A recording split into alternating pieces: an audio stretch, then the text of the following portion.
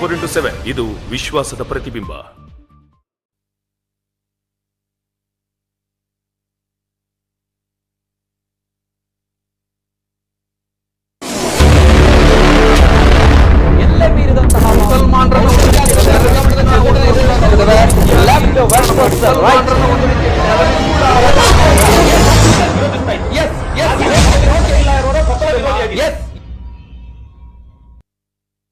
ವೀಕ್ಷಕ ನಮಸ್ತೆ. ಇವತ್ತಿನ ಪ್ರೈಮ್ ಟೈಮ್ ಕಾರ್ಯಕ್ರಮಕ್ಕೆ ಸ್ವಾಗತ. ಇವತ್ತಿನ ಪ್ರೈಮ್ ಟೈಮ್ ಕಾರ್ಯಕ್ರಮದಲ್ಲಿ ನಾವು ಚರ್ಚೆ ಮಾಡ್ತಾ ಇರುವಂತಹ ವಿಚಾರ ಜೊತೆಗೆ ಕರಾವಳಿ ಭಾಗವು ಕೂಡ ಸದ್ಯದ ಮಟ್ಟಿಗೆ ಚರ್ಚೆ ಮಾಡ್ತಾ ಇರುವಂತಹ ವಿಚಾರ. ನಿನ್ನೆಯ ದಿನ ಏನಿದೆ ನೋಡಿ, ಇಡೀ ರಾಜ್ಯದಲ್ಲೂ ಕೂಡ ಬಹಳಷ್ಟು ಕಿಚ್ಚು ಹಬ್ಬಿಸಿದಂತಹ ವಿಚಾರ ಅಂದ್ರೆ ಈದ್ ಮಿಲಾದ್ ಹಬ್ಬ ಆಗಿತ್ತು. ಆ ಸಂದರ್ಭದಲ್ಲಿ ಈದ್ ಮಿಲಾದ್ ಮೆರವಣಿಗೆ ವಿಚಾರವಾಗಿ ನಡೆದಿರುವಂತಹ ಒಂದು ವಿವಾದ.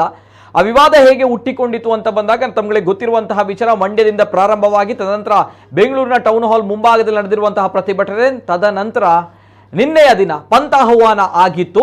ನೇರವಾಗಿ ಒಂದು ಆಡಿಯೋ ಬರುತ್ತೆ ವಾಟ್ಸಪ್ಗಳಲ್ಲಿ, ಸೋಷಿಯಲ್ ಮೀಡಿಯಾಗಳಲ್ಲಿ. ಅಂದರೆ ನೇರವಾಗಿ ಹಿಂದೂ ಮುಖಂಡರಾಗಿರುವಂತಹ ಶರಣ್ ಪಂಪೆಲ್ ಇವರಿಗೆ ಪಂಥಾಹ್ವಾನ ಮಾಡಿರುವಂತಹ ಒಂದು ಆಡಿಯೋ.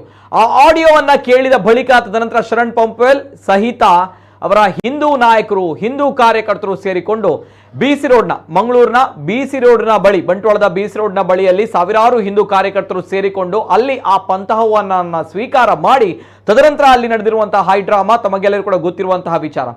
ಇದೆಲ್ಲವೂ ಕೂಡ ತಾವು ಗಮನಿಸಿದಾಗ ಮತ್ತೆ ನಮ್ಮ ಕರಾವಳಿ ಭಾಗ ಕೇಳ್ತಾ ಇರುವಂತದ್ದು, ಕರಾವಳಿಯ ಜನರು ಮತ್ತೆ ಬಯಸಿದ್ದು ಇದೇನಾ, ಕರಾವಳಿಯಲ್ಲಿ ಮತ್ತೆ ಇದೇನಾಗ್ತಾ ಇದೆ ಅನ್ನುವಂತಹ ಪ್ರಶ್ನೆಗಳ ನಡುವೆ ಇವತ್ತಿನ ನನ್ನ ಚರ್ಚೆಯನ್ನು ಪ್ರಾರಂಭ ಮಾಡ್ತಾ ಇದ್ದೀವಿ.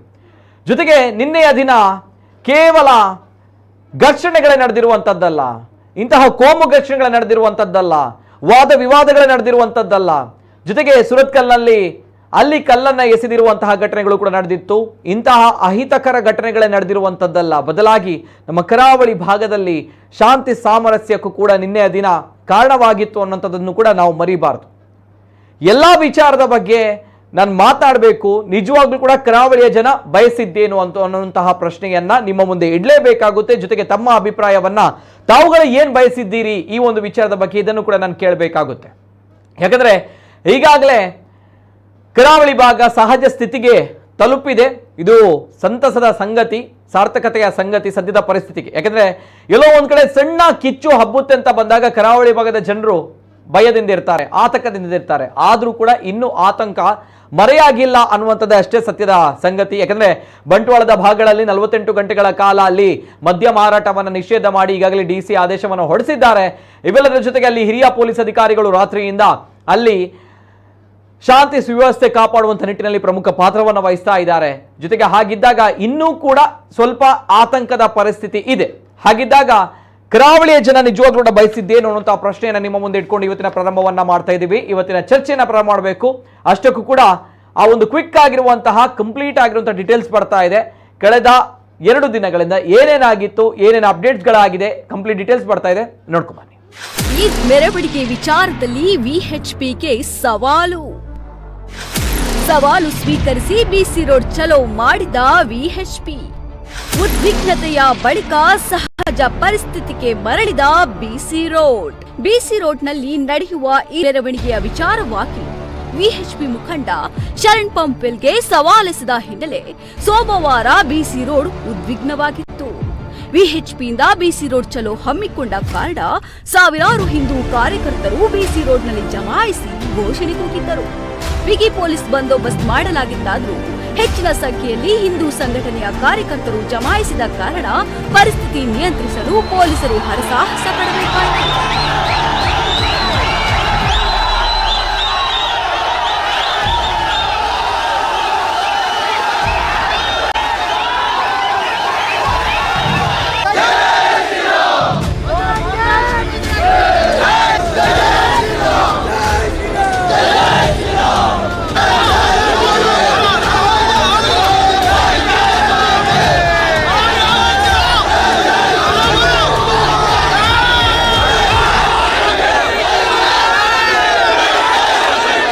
ಸವಾಲು ನಮ್ಮ ಕರಾವಳಿ ಜಿಲ್ಲೆಯ ನಮ್ಮ ಹಿಂದೂಗಳಿಗೇನು ಹೊಸತಲ್ಲ.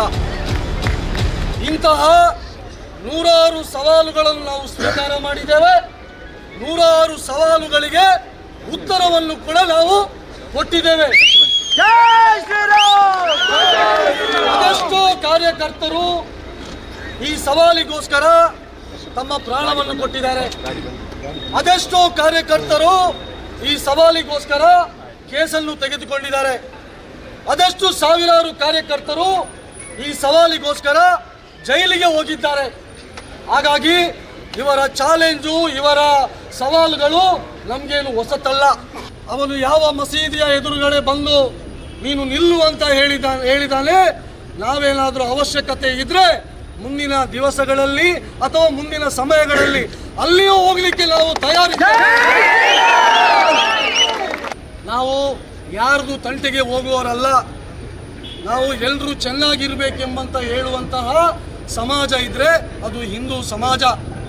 ಆದರೆ ನಮಗೆ ಸವಾಲಾಕಿ ನಮ್ಮನ್ನು ಕೆಣಕಿ ಇವತ್ತು ನಮ್ಮನ್ನು ಇಲ್ಲಿ ಬರುವ ರೀತಿಯಲ್ಲಿ ಇವತ್ತು ಮಾಡಿದ್ದಾರೆ. ಮುಂದಿನ ದಿವಸಗಳಲ್ಲಿ ಕೂಡ ಇದೇ ರೀತಿಯ ಸವಾಲುಗಳನ್ನು ಅವರು ಹಾಕ್ಬೋದು. ಆದರೆ ನಾವು ಯಾವುದೇ ಸವಾಲಿಗೆ ಉತ್ತರವನ್ನು ಮುಂದಿನ ದಿವಸಗಳಲ್ಲಿ ಕೂಡ ಕೊಡ್ಲಿಕ್ಕೆ ನಾವೆಲ್ಲರೂ ತಯಾರಾಗಿರಬೇಕು ಅಂತ. ಮಂಡ್ಯದ ನಾಗಮಂಗಲದಲ್ಲಿ ನಡೆದ ಘಟನೆಯ ಹಿನ್ನೆಲೆಯಲ್ಲಿ ಈದ್ ಮೆರವಣಿಗೆಗೆ ಹಿಂದೂಗಳು ಅಡ್ಡಿಪಡಿಸಿದ್ರೆ ಏನ್ ಮಾಡ್ತೀರಾ ಎಂದು ಶರಣ್ ಪಂಪ್ವೆಲ್ ಮಾಧ್ಯಮದ ಮೂಲಕ ಪ್ರಶ್ನೆ ಮಾಡಿದ್ದರು.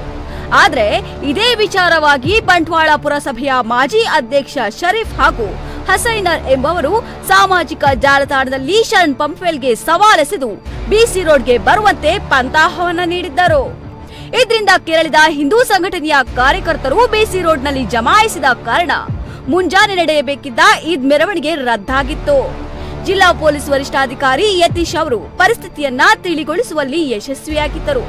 ಬಳಿಕ ಮಾತನಾಡಿದ ವಿಎಚ್ಪಿ ಮುಖಂಡ ಶರಣ್ ಪಂಪ್ವೆಲ್, ತಾನು ಕೇವಲ ಪ್ರಶ್ನೆ ಮಾತ್ರ ಮಾಡಿದ್ದೆ, ಆದ್ರೆ ಅವರು ಚಾಲೆಂಜ್ ಹಾಕಿದ್ರು. ದಕ್ಷಿಣ ಕನ್ನಡ ಜಿಲ್ಲೆಯಲ್ಲಿ ಇಂತಹ ಅನೇಕ ಸವಾಲುಗಳನ್ನ ಹಿಂದೂ ಸಂಘಟನೆಯ ಕಾರ್ಯಕರ್ತರು ಎದುರಿಸಿದ್ದಾರೆ.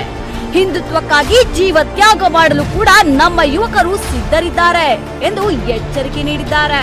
ನಿನ್ನೆ ಮುಂಜಾನೆಯಿಂದ ಹಲವು ಗಂಟೆಗಳ ಕಾಲ ಬಿಸಿ ರೋಡ್ ಜಂಕ್ಷನ್ನ ಫ್ಲೈಓವರ್ ಬಳಿ ಹಿಂದೂ ಸಂಘಟನೆಯ ಕಾರ್ಯಕರ್ತರು ಜಮಾಯಿಸಿದ ಕಾರಣ ಈದ್ ಮೆರವಣಿಗೆ ಆರಂಭವಾಗಿರಲಿಲ್ಲ. ಆದರೆ ಬಳಿಕ ಪರಿಸ್ಥಿತಿ ಹತೋಟಿಗೆ ಬರುತ್ತಿದ್ದಂತೆ ಕೆಲ ಯುವಕರು ಬೈಕ್ ಹಾಗೂ ಕಾರಿನಲ್ಲಿ ಬಿಸಿ ರೋಡ್ನಲ್ಲಿ ಮೆರವಣಿಗೆ ನಡೆಸಿದರು. ಈ ಘಟನೆಯ ಬಳಿಕ ಮತ್ತೆ ಕೆಲ ಕಾಲ ಉದ್ವಿಗ್ನ ಪರಿಸ್ಥಿತಿ ನಿರ್ಮಾಣವಾಗಿತ್ತಾದ್ರೂ ಪೊಲೀಸರು ಯಾವುದೇ ಅಹಿತಕರ ಘಟನೆಗೆ ಅವಕಾಶ ನೀಡದೆ ಪರಿಸ್ಥಿತಿಯನ್ನ ನಿಭಾಯಿಸಿದ್ದಾರೆ.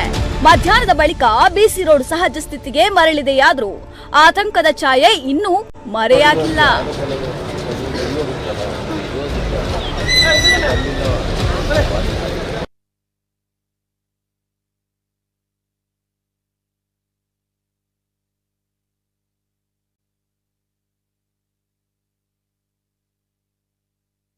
ಇದು ಕರಾವಳಿ ಭಾಗ, ಅದರಲ್ಲೂ ಕೂಡ ಬಂಟ್ವಾಳದ ಬಿಸಿ ರೋಡ್ನಲ್ಲಿ ನಿನ್ನೆಯ ದಿನ ನಡೆದಿರುವಂತಹ ಘಟನೆ. ಬೂದಿ ಮುಚ್ಚಿದ ಕೆಂಡದಂತಿದ್ದಂತಹ ಕರಾವಳಿ ಭಾಗ, ಅದರಲ್ಲೂ ಕೂಡ ಬಿಸಿ ರೋಡು. ಏನಾಗುತ್ತೋ ಏನೋ ಅನ್ನುವಂತಹ ಪ್ರಶ್ನೆಗಳ ನಡುವೆ ಅಂತೂ ಇಂತೂ ಪರಿಸ್ಥಿತಿ ಶಾಂತವಾಗಿದೆ, ಸಹಜ ಸ್ಥಿತಿಗೆ ತಲುಪಿದೆ. ಇದೆಲ್ಲವೂ ಕೂಡ ನಾವು ಈ ಸಂದರ್ಭ ಸ್ವಲ್ಪ ನಿರಾಳರಾಗುವಂತಹ ವಿಚಾರ. ಯಾಕಂದರೆ ಎಲ್ಲೋ ಒಂದು ಕಡೆ ಅಥವಾ ಮಂಡ್ಯದಿಂದ ಪ್ರಾರಂಭವಾಗಿ ತದನಂತರ ಕರಾವಳಿ ಭಾಗದಲ್ಲಿ ಒಂದು ಸಣ್ಣ ಈ ರೀತಿಯ ಕೋಮು ದ್ವೇಷದ, ಕೋಮು ಸೂಕ್ಷ್ಮ ಪ್ರದೇಶವಾಗಿರುವಂತಹ ಈ ಭಾಗದಲ್ಲಿ ಎಲ್ಲೋ ಒಂದು ಕಡೆ ಸಣ್ಣ ಕಿಚ್ಚು ಹಬ್ಬುತ್ತೆ ಅಂತ ಬಂದಾಗ ಇಲ್ಲಿ ಭಯ, ಆತಂಕದ ಪರಿಸ್ಥಿತಿ ನಿರ್ಮಾಣ ಆಗುವಂಥದ್ದು ಸಹಜ. ಹಾಗಿದ್ದಾಗ ಈ ಆತಂಕ ಇನ್ನೂ ಕೂಡ ಸರಿಯಾಗಿ ಪೂರ್ಣವಾಗಿ ಮರೆಯಾಗಿಲ್ಲ ಅನ್ನುವಂಥದ್ದು ಅಷ್ಟೇ ಸತ್ಯದ ವಿಚಾರ. ಜೊತೆಗೆ ಆ ಭಾಗದಲ್ಲೂ ಕೂಡ ಈಗಲೂ ಕೂಡ ಬಹಳಷ್ಟು ಹಿರಿಯ ಪೊಲೀಸ್ ಅಧಿಕಾರಿಗಳು ಸೇರಿದಂತೆ ಶಾಂತಿ ಸುವ್ಯವಸ್ಥೆಯನ್ನು ಕಾಪಾಡುವಲ್ಲಿ ಪ್ರಮುಖವಾಗಿರುವಂತಹ ಪಾತ್ರವನ್ನು ವಹಿಸ್ತಾ ಇದ್ದಾರೆ. ಇವೆಲ್ಲದರ ಜೊತೆಗೆ ನಿನ್ನೆ ನಡೆದಿರುವಂತಹ ಘಟನೆ, ಶರಣ್ ಪಂಪ್ವೆಲ್ ಅವರ ನೇತೃತ್ವದಲ್ಲಿ ಅಲ್ಲಿ ನೇರವಾಗಿ ಸಾವಿರಾರು ಹಿಂದೂ ಕಾರ್ಯಕರ್ತರು ಸೇರಿದ್ರು. ಜೊತೆಗೆ ಇದು ಬಹಳಷ್ಟು ಇಡೀ ರಾಜ್ಯಾದ್ಯಂತ ಸಂಚಲನವನ್ನು ಕೂಡ ಸೃಷ್ಟಿ ಮಾಡಿತ್ತು. ಯಾಕಂದರೆ ಒಂದು ಆಡಿಯೋದಲ್ಲಿ ನೇರವಾಗಿ ಸವಾಲು ಹಾಕಿದಂತಹ ಒಂದು ವಿಚಾರ, ಎಲ್ಲ ವಿಚಾರ ನಡೆದ ನಂತರ ಬಹಳಷ್ಟು ಬೆಳವಣಿಗೆಗಳು ನಮ್ಮ ರಾಜ್ಯದಲ್ಲೂ ಕೂಡ ನಡೆದಿದೆ, ಜೊತೆಗೆ ನಮ್ಮ ಕರಾವಳಿ ಭಾಗದಲ್ಲೂ ಕೂಡ ನಡೆದಿದೆ. ಅದರ ಬಗ್ಗೆ ಕೂಡ ನಿಮಗೆ ಅಪ್ಡೇಟ್ಸ್ಗಳನ್ನು ನೀಡ್ತಾ ಹೋಗ್ತೀವಿ. ಜೊತೆಗೆ ಇವತ್ತಿನ ಚರ್ಚೆಯನ್ನು ಪ್ರಾರಂಭ ಮಾಡಬೇಕು. ನಿಜವಾಗ್ಲೂ ಕೂಡ ಒಂದು ಕಡೆ ಹಬ್ಬ, ಧಾರ್ಮಿಕತೆಯ ಹಬ್ಬ, ಅದು ಗಣೇಶ ಚೌತಿ ಆಗಿರ್ಬೋದು, ಜೊತೆಗೆ ಈದ್ ಮಿಲಾದ್ ಆಗಿರ್ಬೋದು. ಜೊತೆಗೆ ಈ ಧಾರ್ಮಿಕತೆಯ ಹಬ್ಬಗಳ ನಡುವೆ ಇರುವಂತಹ ಈ ಒಂದು ವೈಮನಸ್ಸು ಅಥವಾ ಈ ಒಂದು ಮನಸ್ಥಿತಿ ಅಥವಾ ಈ ಒಂದು ಪಂಥಾಹ್ವಾನ ಅಥವಾ ಈ ಒಂದು ವಿಚಾರಗಳು, ಕೋಮು ಘರ್ಷಣೆಗಳು ಬೇಕಿತ್ತ ಅನ್ನುವಂತಹ ಪ್ರಶ್ನೆ. ಜೊತೆಗೆ ಇವೆಲ್ಲದರ ಜೊತೆಗೆ ಕರಾವಳಿಯ ಜನ ಬಯಸಿದ್ದೇನೋ ಅನ್ನುವಂಥದ್ದೇ ಪ್ರಶ್ನೆ. ಯಾಕಂದರೆ ಎಲ್ಲರೂ ಕೂಡ ಇದೇ ರೀತಿಯ ಘರ್ಷಣೆಯನ್ನ ಬಯಸಿರಲಿಲ್ಲ. ಎಲ್ಲರೂ ಕೂಡ ಆಡಿಯೋ ಮಾಡಿ ಪಂಥಾಹ್ವಾನವನ್ನ ಕೇಳಿರಲಿಲ್ಲ. ಕೆಲವರು ಗಣೇಶನ ಟ್ಯಾಬ್ಲೋಗಳು ಹೋದಾಗ, ಗಣೇಶನ ಸ್ತಬ್ಧಚಿತ್ರಗಳು ಹೋದಾಗ, ಆ ಒಂದು ಭವ್ಯ ಮೆರವಣಿಗೆ ಹೋದಾಗ ಅಲ್ಲಿ ಮುಸಲ್ಮಾನ ಬಾಂಧವರು ಸಿಹಿ ತಿಂಡಿಯನ್ನು ಕೊಟ್ಟರು, ಸಿಹಿ ಲಾಡನ್ನು ಕೊಟ್ಟರು, ಜ್ಯೂಸನ್ನು ವಿತರಣೆ ಮಾಡಿದರು, ತಂಪು ಪಾನೀಯವನ್ನು ಕೊಟ್ಟರು, ಅವರು ಕೂಡ ಸಂಭ್ರಮಿಸಿದರು. ಅಂದರೆ ಇದು ನಮ್ಗಳ ಹಬ್ಬ ಅನ್ನುವಂಥ ರೀತಿಯಲ್ಲಿ ಸಂಭ್ರಮಿಸಿದರು. ಅದೇ ರೀತಿ ನಿನ್ನೆ ದಿನವೂ ಕೂಡ ಇದೇ ರೀತಿ ಹಿಂದೂ ಬಾಂಧವರು, ಹಿಂದೂ ಕಾರ್ಯಕರ್ತರು, ಯಾರು ಕೇಸರಿ ಶಾಲನ್ನು ದ್ವೇಷಿಸ್ತಾರೆ ನೋಡಿ, ಹಿಂದೂ ಕಾರ್ಯಕರ್ತರೆ ಈ ರೀತಿ ಈದ್ ಮಿಲಾದ್ನ ಮೆರವಣಿಗೆ ಹೋದಾಗ ಅವರುಗಳಿಗೆ ಸಿಹಿ ತಿಂಡಿಯನ್ನು ಕೊಟ್ಟು, ತಂಪು ಪಾನೀಯವನ್ನು ಕೊಟ್ಟು ಅವರುಗಳು ಕೂಡ ಸಂಭ್ರಮಿಸಿದರು. ಹಾಗಾದರೆ ಈ ರೀತಿ ಪಂಥಾಹ್ವಾನ ಕೊಡುವಂಥದ್ದು, ಈ ರೀತಿ ಸವಾಲು ಹಾಕುವಂಥದ್ದು, ಅಥವಾ ಈ ರೀತಿ ಸಾವಿರಾರು ಜನ ಸೇರುವಂಥದ್ದು ಏನು ಕತೆ ಅನ್ನುವಂತಹ ಪ್ರಶ್ನೆ. ನಿಜವಾಗ್ಲೂ ಕೂಡ ಕರಾವಳಿ ಭಾಗದ ಜನರು ಏನು ಬಯಸ್ತಾ ಇದ್ದಾರೆ ಅನ್ನುವಂತಹ ಪ್ರಶ್ನೆ. ಎಲ್ಲ ಪ್ರಶ್ನೆಗಳನ್ನು ಮುಂದಿಟ್ಕೊಂಡು ಇವತ್ತಿನ ಚರ್ಚೆನ ಪ್ರಾರಂಭ ಮಾಡಬೇಕು. ತಮ್ಗಳ ಅಭಿಪ್ರಾಯ, ತಮ್ಗಳ ಅಭಿವ್ಯಕ್ತಿ ಸ್ವಾತಂತ್ರ್ಯ, ಅದಕ್ಕೆ ಮುಕ್ತವಾಗಿರುವಂಥ ಅವಕಾಶ ಇದೆ. ಏನು ಹೇಳ್ತೀರಾ ಈ ಒಂದು ಘಟನೆಯ ಬಗ್ಗೆ? ಜೊತೆಗೆ ಕೆಲವು ಅಪ್ಡೇಟ್ಸ್ಗಳನ್ನು ಕೂಡ ನಿಮಗೆ ನಾನು ನೀಡ್ತಾ ಹೋಗಬೇಕು. ನಮ್ಮ ಜೊತೆ ಇವತ್ತಿನ ಕಾರ್ಯಕ್ರಮದಲ್ಲಿ ಅತಿಥಿಗಳು ಜಾಯಿನ್ ಆಗಿದ್ದಾರೆ. ಹಿರಿಯ ಪತ್ರಕರ್ತರು, ರಾಜಕೀಯ ವಿಶ್ಲೇಷಕರಾಗಿರುವಂತಹ ಜಿತೇಂದ್ರ ಕುಂದೇಶ್ವರ ಅವರು ನಮ್ಮ ಜೊತೆ ಇದ್ದಾರೆ. ಆತ್ಮೀಯವಾದ ಸ್ವಾಗತವನ್ನ ಮಾಡ್ತಾ ಇದ್ದೇನೆ. ಜಿತೇಂದ್ರ ಕುಂದೇಶ್ವರ ಸರ್, ನಮಸ್ತೆ ಸರ್. ನಮಸ್ಕಾರ. ಜೊತೆಗೆ ಇವತ್ತಿನ ಚರ್ಚೆಯನ್ನ ಪ್ರಾರಂಭ ಮಾಡಬೇಕು. ಇವೆಲ್ಲದರ ಜೊತೆಗೆ ನಾನು ನೇರವಾಗಿ ಮಾಣಿಯಲ್ಲಿ ಬಹಳಷ್ಟು ವೈರಲ್ ಆಗ್ತಾ ಇರುವಂತಹ ಒಂದು ವಿಡಿಯೋ ಇದೆ. ಅದೇನಂತ ಹೇಳಿದ್ರೆ, ನಿನ್ನೆ ಯಾವ ದಿನ ಸೋಮವಾರದಂದು ಶರಣ್ ಪಂಪೇಲ್ ನೇತೃತ್ವದಲ್ಲಿ ಸಾವಿರಾರು ಹಿಂದೂ ಕಾರ್ಯಕರ್ತರು ಅಲ್ಲಿ ಸೇರಿದ್ರು ನೋಡಿ, ಆ ಘರ್ಷಣೆ ಶುರುವಾಯಿತು. ಅಟ್ ದ ಸೇಮ್ ಟೈಮ್ ಅಲ್ಲಿ ಬಂಟ್ವಾಳದ ಕೆಲವು ಕಿಲೋಮೀಟರ್ಗಳ ದೂರದಲ್ಲಿರುವಂತಹ ಮಾಣಿ ಅನ್ನುವಂತಹ ಸ್ಥಳ, ಆ ಮಾಣಿ ಅನ್ನುವಂತಹ ಸ್ಥಳದಲ್ಲಿ ಅಟ್ ದ ಸೇಮ್ ಟೈಮ್ ಇದೇ ಹಿಂದೂ ಕಾರ್ಯಕರ್ತರು ಸೇರಿಕೊಂಡು ಮುಸಲ್ಮಾನ ಬಂಧುಗಳ ಈದ್ ಮೆರವಣಿಗೆ ಹೋಗುವಂತಹ ಸಂದರ್ಭಗಳಲ್ಲಿ ಅವರಿಗೆ ಸಿಹಿ ತಿಂಡಿಯನ್ನು ಕೊಟ್ಟು, ಅವರಿಗೆ ತಂಪು ಪಾನೀಯವನ್ನು ಕೊಟ್ಟರು, ಸಂಭ್ರಮಿಸಿದ್ರು. ಇದು ಬಹಳಷ್ಟು ವೈರಲ್ ಆಗ್ತಾ ಇತ್ತು. ಒಂದ್ ಕಡೆ ಈ ರೀತಿ, ಮತ್ತೊಂದು ಕಡೆ ಆ ರೀತಿ, ಕೆಲವು ಕಿಲೋಮೀಟರ್ಗಳ ದೂರ. ನಿಜವಾಗ್ಲೂ ಕೂಡ ಏನಾಗ್ತಾ ಇದೆ, ಏನ್ ಕತೆ ಅನ್ನುವಂಥದ್ದೇ ಜನರ ಮನಸ್ಥಿತಿ. ಸೊ ಉಡುಪಿಯಲ್ಲೂ ಕೂಡ ಇಂಥದ್ದೇ ಘಟನೆಗಳು ನಡೆದಿದೆ. ಎಲ್ಲ ವಿಷಯದ ಬಗ್ಗೆ ಮಾತಾಡಬೇಕು. ನಾನು ಫಸ್ಟ್ ಸೆಕ್ಷನ್ ಹೋಗ್ತಾ ಇದ್ದೀನಿ. Jitendra Kundeshwara sir, yes sir, ನಿನ್ನೆಯ ದಿನ ನಡೆದಿರುವಂತಹ ಘಟನೆ ಸದ್ಯಕ್ಕೆ ಸಹಜ ಪರಿಸ್ಥಿತಿಯಲ್ಲಿದೆ ನಮ್ಮ ಕರಾವಳಿ ಭಾಗ, ಆದ್ರೂ ಕೂಡ ಸ್ವಲ್ಪ ಆತಂಕದ ಛಾಯೆ ಇನ್ನೂ ಕೂಡ ಇದೆ ಅಲ್ವಾ? ಏನ್ ಹೇಳ್ತೀರಾ ಸರ್ ಫಸ್ಟ್ ಸೆಕ್ಷನ್? ಇದು ಏನೆಲ್ಲ ನಡೆಯಿತು, ಒಂದು ಹಂತದಲ್ಲಿ ಇದು ತೀರಾ ಕೆಟ್ಟ ಘಟನೆ, ಇದು ಅಂತ ಅನಿಸ್ತದೆ ಮೇಲ್ನೋಟಕ್ಕೆ ನೋಡುವಾಗ. ಆದರೆ ಆಗುವುದೆಲ್ಲ ಒಳ್ಳೆಯದಕ್ಕೆ. ಇದೊಂದು ಏನು ಪ್ರತಿ ಸರಿ ಕೂಡ ಪಂಥಾಹ್ವಾನ ಮಾಡೋದು, ಇನ್ನೊಬ್ಬರು ಸೋಷಿಯಲ್ ಮೀಡಿಯಾ ವಾಟ್ಸಪ್ಗಳಲ್ಲಿ ಬಾಯಿ ಬಂದಾಗೆ ಬೈಯೋದು, ಕೊನೆಗೆ ಕಣ್ಮರೆಯಾಗೋದು. ಇದೊಂದು ಮುಖಾಮುಖಿ ಇವ್ರದ್ದು ಏನು ಹೇಳ್ತೇನೆ ತೋರಿಸಿ ಬಿಡ್ಲಿ ಅಂತ ಅವರು ಬಂದಿದ್ದಾರೆ. ಆ್ಯಕ್ಚುಲಿ ಒಳ್ಳೆಯ ಇದಲ್ಲ ಯಾವುದು ಕೂಡ. ಬಟ್ ಇದೊಂದು ಹಂತದಲ್ಲಿ ಅವರಿಗೊಂದು ಸಂದೇಶವನ್ನು ನೀಡ್ತಾ ಇದೆ. ಅಂದರೆ ಯಾವತ್ತೂ ಕೂಡ ಈ ರೀತಿಯಾಗಿ ಸಾಮಾಜಿಕ ಜಾಲತಾಣಗಳಲ್ಲಿ ಸಂದೇಶಗಳನ್ನು ಈ ರೀತಿಯ ಪ್ರಚೋದನಕಾರಿಯಾಗಿ ಹಾಕ್ಲಿಕ್ಕೆ ಹೋಗಬೇಡಿ. ನೀವು ಚೆಕ್ ಮಾಡಿ ಯಾರು ಬೇಕಾದರೂ. ಯಾರು ಸಂದೇಶ, ನಾನು ಅವನ ಬಗ್ಗೆ ಪರ್ಸನಲ್ ಆಗಿ ನನಗೆ ಗೊತ್ತಿಲ್ಲ, ಸಂದೇಶ ಹಾಕಿದವನು ಅವನು ಬಂಟ್ವಾಳ ಪುರಸಭೆ ಮಾಜಿ ಅಧ್ಯಕ್ಷ ಕೂಡ ಅಂತೆ. ಅದು ಕೂಡ ದುರಂತ ಅನ್ನುವಂಥದ್ದು. ಅವನು ಅಷ್ಟು ಅಂದ್ರೆ ಈ ಜನರ ಓಟುಗಳನ್ನ ಪಡೆದು, ನೀವು ಅಲ್ಪಸಂಖ್ಯಾತ ಸಮುದಾಯ ಅಂತ ಹೇಳ್ತೀರಿ, 15% ಜನಸಂಖ್ಯೆ ಅಂತ ಹೇಳ್ತೀರಿ. ನೀವು ಅಲ್ಲಿ ಬಂಟ್ವಾಳ ಪುರಸಭೆ ಅಧ್ಯಕ್ಷ ಆಗ್ಬೇಕಂತಾದ್ರೆ ಎಷ್ಟು ಜನ ಉದಾರಿಗಳಾಗಿರ್ಬೇಕು, ಮತೀಯವಾದಿಗಳಾದ್ರೆ ಅವ್ರು ಗೆಲ್ತಿದ್ರ ಅಲ್ಲ, ಅಧ್ಯಕ್ಷ ಆಗ್ತಿದ್ರ? ಅಂದ್ರೆ ಕಾಮನ್ ಸೆನ್ಸ್ ಬೇಕು ಅಂತ. ಕನಿಷ್ಠ ಇವನು ಯಾರೋ ಯಾವುದೋ ಒಂದು ಮೂಲಭೂತಾದಿ ಸಂಘಟನೆಯೋ ಅಥವಾ ಇನ್ಯಾವುದೋ ಅದರಲ್ಲಿ ಇದ್ದವನು ಆ ರಾತ ಹೇಳಿಕೆ ಕೊಟ್ರೆ ನಾವು ಒಂದು ಹಂತದಲ್ಲಿ ನೆಗ್ಲೆಕ್ಟ್ ಮಾಡಬಹುದಾದಂಥದ್ದು ವಿಷಯ. ಆದರೆ ಅಷ್ಟೆಲ್ಲ ಒಂದು ಇದನ್ನು ಈ ಸಮಾಜದಿಂದ ಸಮ್ಮಾನವನ್ನು, ಅಧಿಕಾರವನ್ನು ಪಡೆದುಕೊಂಡವನು ಆ ರೀತಿಯಾಗಿ ಸಾಮಾಜಿಕ ಜಾಲದಲ್ಲಿ ತೀರಾ ಕೆಟ್ಟದಾಗಿ, ಅದೊಂದು ನೀಚತನ ಅಂತ ಹೇಳ್ಬೋದು. ಎಲ್ಲರೂ ಅದನ್ನು ಓದಿದಾಗ ಎಲ್ರಿಗೂ ಉದ್ರೇಕಗೊಳ್ಳುವ ರೀತಿಯಲ್ಲಿ ಆ ರೀತಿಯಾಗಿ ಸ್ಟೇಟ್ಮೆಂಟ್ ಕೊಟ್ಟದ್ದು ಖಂಡನೀಯ. ಮತ್ತು ಅವರ ಪರ್ಸನಲ್ ಆರೋಗ್ಯ ಕಾರ್ಡ್ಗಳನ್ನು ಚೆಕ್ ಮಾಡಿ. ಅವನು ಈಗ ತುಂಬ ಜನ ಇದ್ದಾರೆ ಸೋಷಿಯಲ್ ಮೀಡಿಯಾದಲ್ಲಿ, ವಾಟ್ಸಪ್ಪಲ್ಲಿ ಕೊಚ್ಚಿ, ಕೊಡಿ, ಕಡಿ, ಹಿಡಿ, ಬಡಿ ಅಂತ ಮಾತಾಡಿಕೊಂಡು ಸಂದೇಶಗಳನ್ನ ಹಾಕ್ತಾರೆ. ಅವರಿಗೆ ನಾಲ್ಕು ಮೆಟ್ಲು ಹತ್ತಲಿಕ್ಕೆ ಆಗೋದಿಲ್ಲ, BP ಇರ್ತದೆ, ಏನು ಸಿಹಿ ಕೊಟ್ಟರೆ ತಿನ್ಲಿಕ್ಕೆ ಆಗೋದಿಲ್ಲ, ಶುಗರ್ ಇರ್ತದೆ. ಅಲ್ಲ, ನಾ ಅಪಮಾಸ್ಯ ಮಾಡೋದಲ್ಲ. ಅಂಥವರು ಯುದ್ಧಕ್ಕೆ ಕಡಿ, ಕೊಡಿ, ಕಲ್ಲಿ ಅಂತ ಎಲ್ಲ ಹೇಳ್ತಾರೆ. ಅವ್ರಿಗೆ ನಿಜವಾಗಿ ಅವ್ರು ಮಾಡಲಿಕ್ಕೆ ಅವರ ಹತ್ರ ವೈಫಲ್ಯ ಇರುವುದರಿಂದಾಗಿ ಅವರು ಆ ರೀತಿಯ ಸ್ಟೇಟ್ಮೆಂಟ್ಗಳನ್ನು ಕೊಡೋದು ಅಂತ ನಾನು ಹೇಳಬೇಕಾಗ್ತದೆ. ಯಾಕೆ ಹೇಳಿದ್ರೆ ಅದು ಇವರಿಗೆ ಮಾಡಲಿಕ್ಕೆ ಆಗೋದಿಲ್ಲ, ಇನ್ನೊಬ್ಬರ ಹತ್ರ ಪ್ರಚೋದನೆ ಮಾಡಿ ಆ ರೀತಿಯಾದಂಥ ಒಂದು ಸನ್ನಿವೇಶ ಮಾಡಿ ಸಮಾಜದಲ್ಲಿ ಹಾಳು ಮಾಡಿ ಇದನ್ನು ಮಾಡಿದ್ದಾರೆ. ಅವರು ಮತ್ತೊಂದು ಭ್ರಮಾಲೋಕದಲ್ಲಿ ಬದುಕ್ತಾ ಇರ್ತಾರೆ ಇಂಥವರೆಲ್ಲ. ಅವರದೇ ವಾಟ್ಸಪ್ ಗ್ರೂಪ್ಗಳು, ಅವರದೇ ಒಂದು ಸರ್ಕಲ್, ಎಲ್ಲ ಕಡೆ ಇವರೆಲ್ಲ ನಾಮರ್ದಗಳು ಅಂತ ಅವರ ತಲೆಯಲ್ಲಿ ಇರ್ತದೆ. ನಾವು ಕರೆ ಕೊಟ್ಟರೆ ನಾವು ಇವರೆಲ್ಲ ಏನೂ ಅಲ್ಲ ಅಂತ. ಇವರ ಅಂತಹ ಒಂದು ಮನೋಸ್ಥಿತಿಯವರಿಗೆ ಇದು ನಿನ್ನೆದೊಂದು ಸಂದೇಶ ಎನ್ನುವಂಥದ್ದು. ಈ ರೀತಿಯಾಗಿ ಸಾಮಾಜಿಕ ಜಾಲತಾಣಗಳಲ್ಲಿ ನೀವೇನಾದರೂ ತಮ್ಮ ಈ ಬಡಾಯಿಗಳನ್ನು ಕೊಚ್ಚಿಕೊಂಡ್ರೆ, ಅಥವಾ ಯಾರೋ ಇನ್ನೊಬ್ಬ ಲಾದೆನ್ನಾಗೆ ಅಥವಾ ಇನ್ನೊಬ್ಬ ಅವಯದಲ್ಲ ಹೈದರಾಬಾದ್ನ ಒವೈಸಿಯಾಗಿ ಸ್ಟೇಟ್ಮೆಂಟ್ಗಳನ್ನು ಕೊಟ್ಟರೆ ಪರಿಣಾಮಗಳು ಏನು ಆಗ್ತದೆ ಅನ್ನೋದನ್ನು ಒಂದು ಸ್ಪಷ್ಟವಾಗಿ ತೋರಿಸಿದಂತಾಗಿದೆ. ಇನ್ನು ಮುಂದೆ ಯಾರು ಕೂಡ ಅಷ್ಟೇ, ಯಾಕೇಳಿದ್ರೆ ಒಂದು ಹಿಂದೂ ಸಮಾಜದ ವಿರುದ್ಧ ಅಥವಾ ಆ ರೀತಿಯಾಗಿ ಕೆಟ್ಟದಾಗಿ ಬೈದರೆ ಯಾರು ಕೂಡ ನೆಗ್ಲೆಕ್ಟ್ ಮಾಡ್ತಾರೆ ಹೆಚ್ಚಾಗಿ. ಅಂದರೆ ನಾಯಿಗಳು ಬೊಗಳಿದ್ರೆ ಏನಾಗ್ತದೆ ಅಂತ. ಆದರೆ ಅದೇ ಇನ್ನೊಂದು ಅಲ್ಪಸಂಖ್ಯಾತ ಸಮುದಾಯದವರು ಅವರು ಧರ್ಮದ ವಿರುದ್ಧ ಪ್ರವಾದಿಗಳ ವಿರುದ್ಧ ಏನಾದರೂ ಬೈದರೆ ಅವ್ರು ಬಿಡುವುದಿಲ್ಲ. ಅದು ಬಿಡಬಾರ್ದು, ತಪ್ಪು ಅಂತ ಹೇಳೋದಲ್ಲ. ಬಟ್ ಇವರು ಬಿಡ್ತಾ ಇದ್ರಲ್ಲ, ಅದಕ್ಕೆ ಸದರ ರೂಪದಲ್ಲಿ ಇವರು ಈ ರೀತಿಯಾಗಿ ಕೆಟ್ಟದಾಗಿ ಮೆಸೇಜ್ ಹಾಕೋ ಪರಿಪಾಠ ಈ ಕರಾವಳಿ ಜಿಲ್ಲೆಯಲ್ಲ ಎಲ್ಲ ಕಡೆ ಹೆಚ್ಚು ಮಿತಿಮೀರಿತ್ತು. ಇದಕ್ಕೊಂದು ಸದ್ಯಕ್ಕೆ ಒಂದು ಪೊಲೀಸ್ ಸ್ಟಾಪ್ ಸಿಕ್ಕಿದೆ ಅಂತ ನಾನು ಭಾವಿಸ್ತೇನೆ. ಓಕೆ, ಇದು ಫುಲ್ ಸ್ಟಾಪ್ ಆಗಿ ಪೊಲೀಸ್ ಅಲ್ಲ, ಅಲ್ಪವಿರಾಮ ಅನ್ನೋದು ಅಂದ್ರೆ ಕೇವಲ ಒಂದು ಆಡಿಯೋ, ವಾಟ್ಸ್ಆಪ್ ಆಡಿಯೋದಿಂದ ಇಂತಹ ಒಂದು ಅಂದ್ರೆ ಶಾಂತವಾಗಿತ್ತು, ಸುಮ್ಮನೆ ಕೆದಕಿದಲ್ವಾ ಅನ್ನುವಂಥ ಪ್ರಶ್ನೆಗಳು ಬರುತ್ತೆ, ಹೌದಲ್ವಾ? ಆ ಒಂದು ವಿಚಾರದಲ್ಲಿ ಜೊತೆಗೆ ತಾವು ಹೇಳಿದಾಗೆ ಅಂದ್ರೆ ಬಂಟ್ವಾಳದ ಪುರಸಭೆಯ ಮಾಜಿ ಅಧ್ಯಕ್ಷರು ಶರೀಫ್ ಜೊತೆಗೆ ಹಸೈನರ್ ಅನ್ನುವಂಥವ್ರು ಇಬ್ರು. ಸೊ ಈ ರೀತಿ ಇದ್ದಾಗ ಅದೇ ಯಾರೋ ಆಗಿದ್ರೆ ಪರವಾಗಿರಲ್ಲ, ಈ ರೀತಿಯ ಒಂದು ಅಧಿಕಾರ ಸ್ಥಾನಮಾನ ಇದ್ದು ಪ್ರತಿನಿಧಿಯಾಗಿ ಜನಪ್ರತಿನಿಧಿಯಾಗಿದ್ದಾಗ ಇಂಥ ಒಂದು ಮನಸ್ಥಿತಿ ಇದ್ದು, ತಾವು ಹೇಳಿದ್ದು ಕರೆಕ್ಟ್, ಎಲ್ಲರ ಮತಗಳು ಇರುತ್ತೆ ಅಲ್ಲಿ. ಸೊ ಹಾಗಿದ್ದಾಗ ಈ ರೀತಿ ಓಪನ್ ಚಾಲೆಂಜ್ ಆಗುವಂತ ಪರಿಸ್ಥಿತಿಗಳ ನಡುವೆ ನಾನು ಮತ್ತೊಂದು ಅಪ್ಡೇಟ್ಸ್ಗೆ ಬರ್ತೀನಿ. ಯಾಕಂದ್ರೆ ಈ ಘಟನೆ ಆಗಿದೆ, ಶರಣ್ ಪಂಪೆಲ್ ಜೊತೆಗೆ ಅವರ ಎಲ್ಲ ಕಾರ್ಯಕರ್ತರಲ್ಲಿ ಸೇರಿದ್ರು. ಏನ್ ಹೇಳ್ತೀರಾ ಆ ಒಂದು ನಿನ್ನೆ ನಡೆದಿರುವಂತಹ ಆ ಒಂದು ಘಟನೆ, ಆ ಭಾಗದಲ್ಲಿ ಸೇರಿರುವಂತಹ ಜನತರ ವಿಚಾರ ಬಗ್ಗೆ ಏನ್ ಹೇಳ್ತೀರಾ? ತದನಂತರ ನಾನು ಇವತ್ತಿನ ಅಪ್ಡೇಟ್ಸ್ಗೆ ಬರ್ತೇನೆ.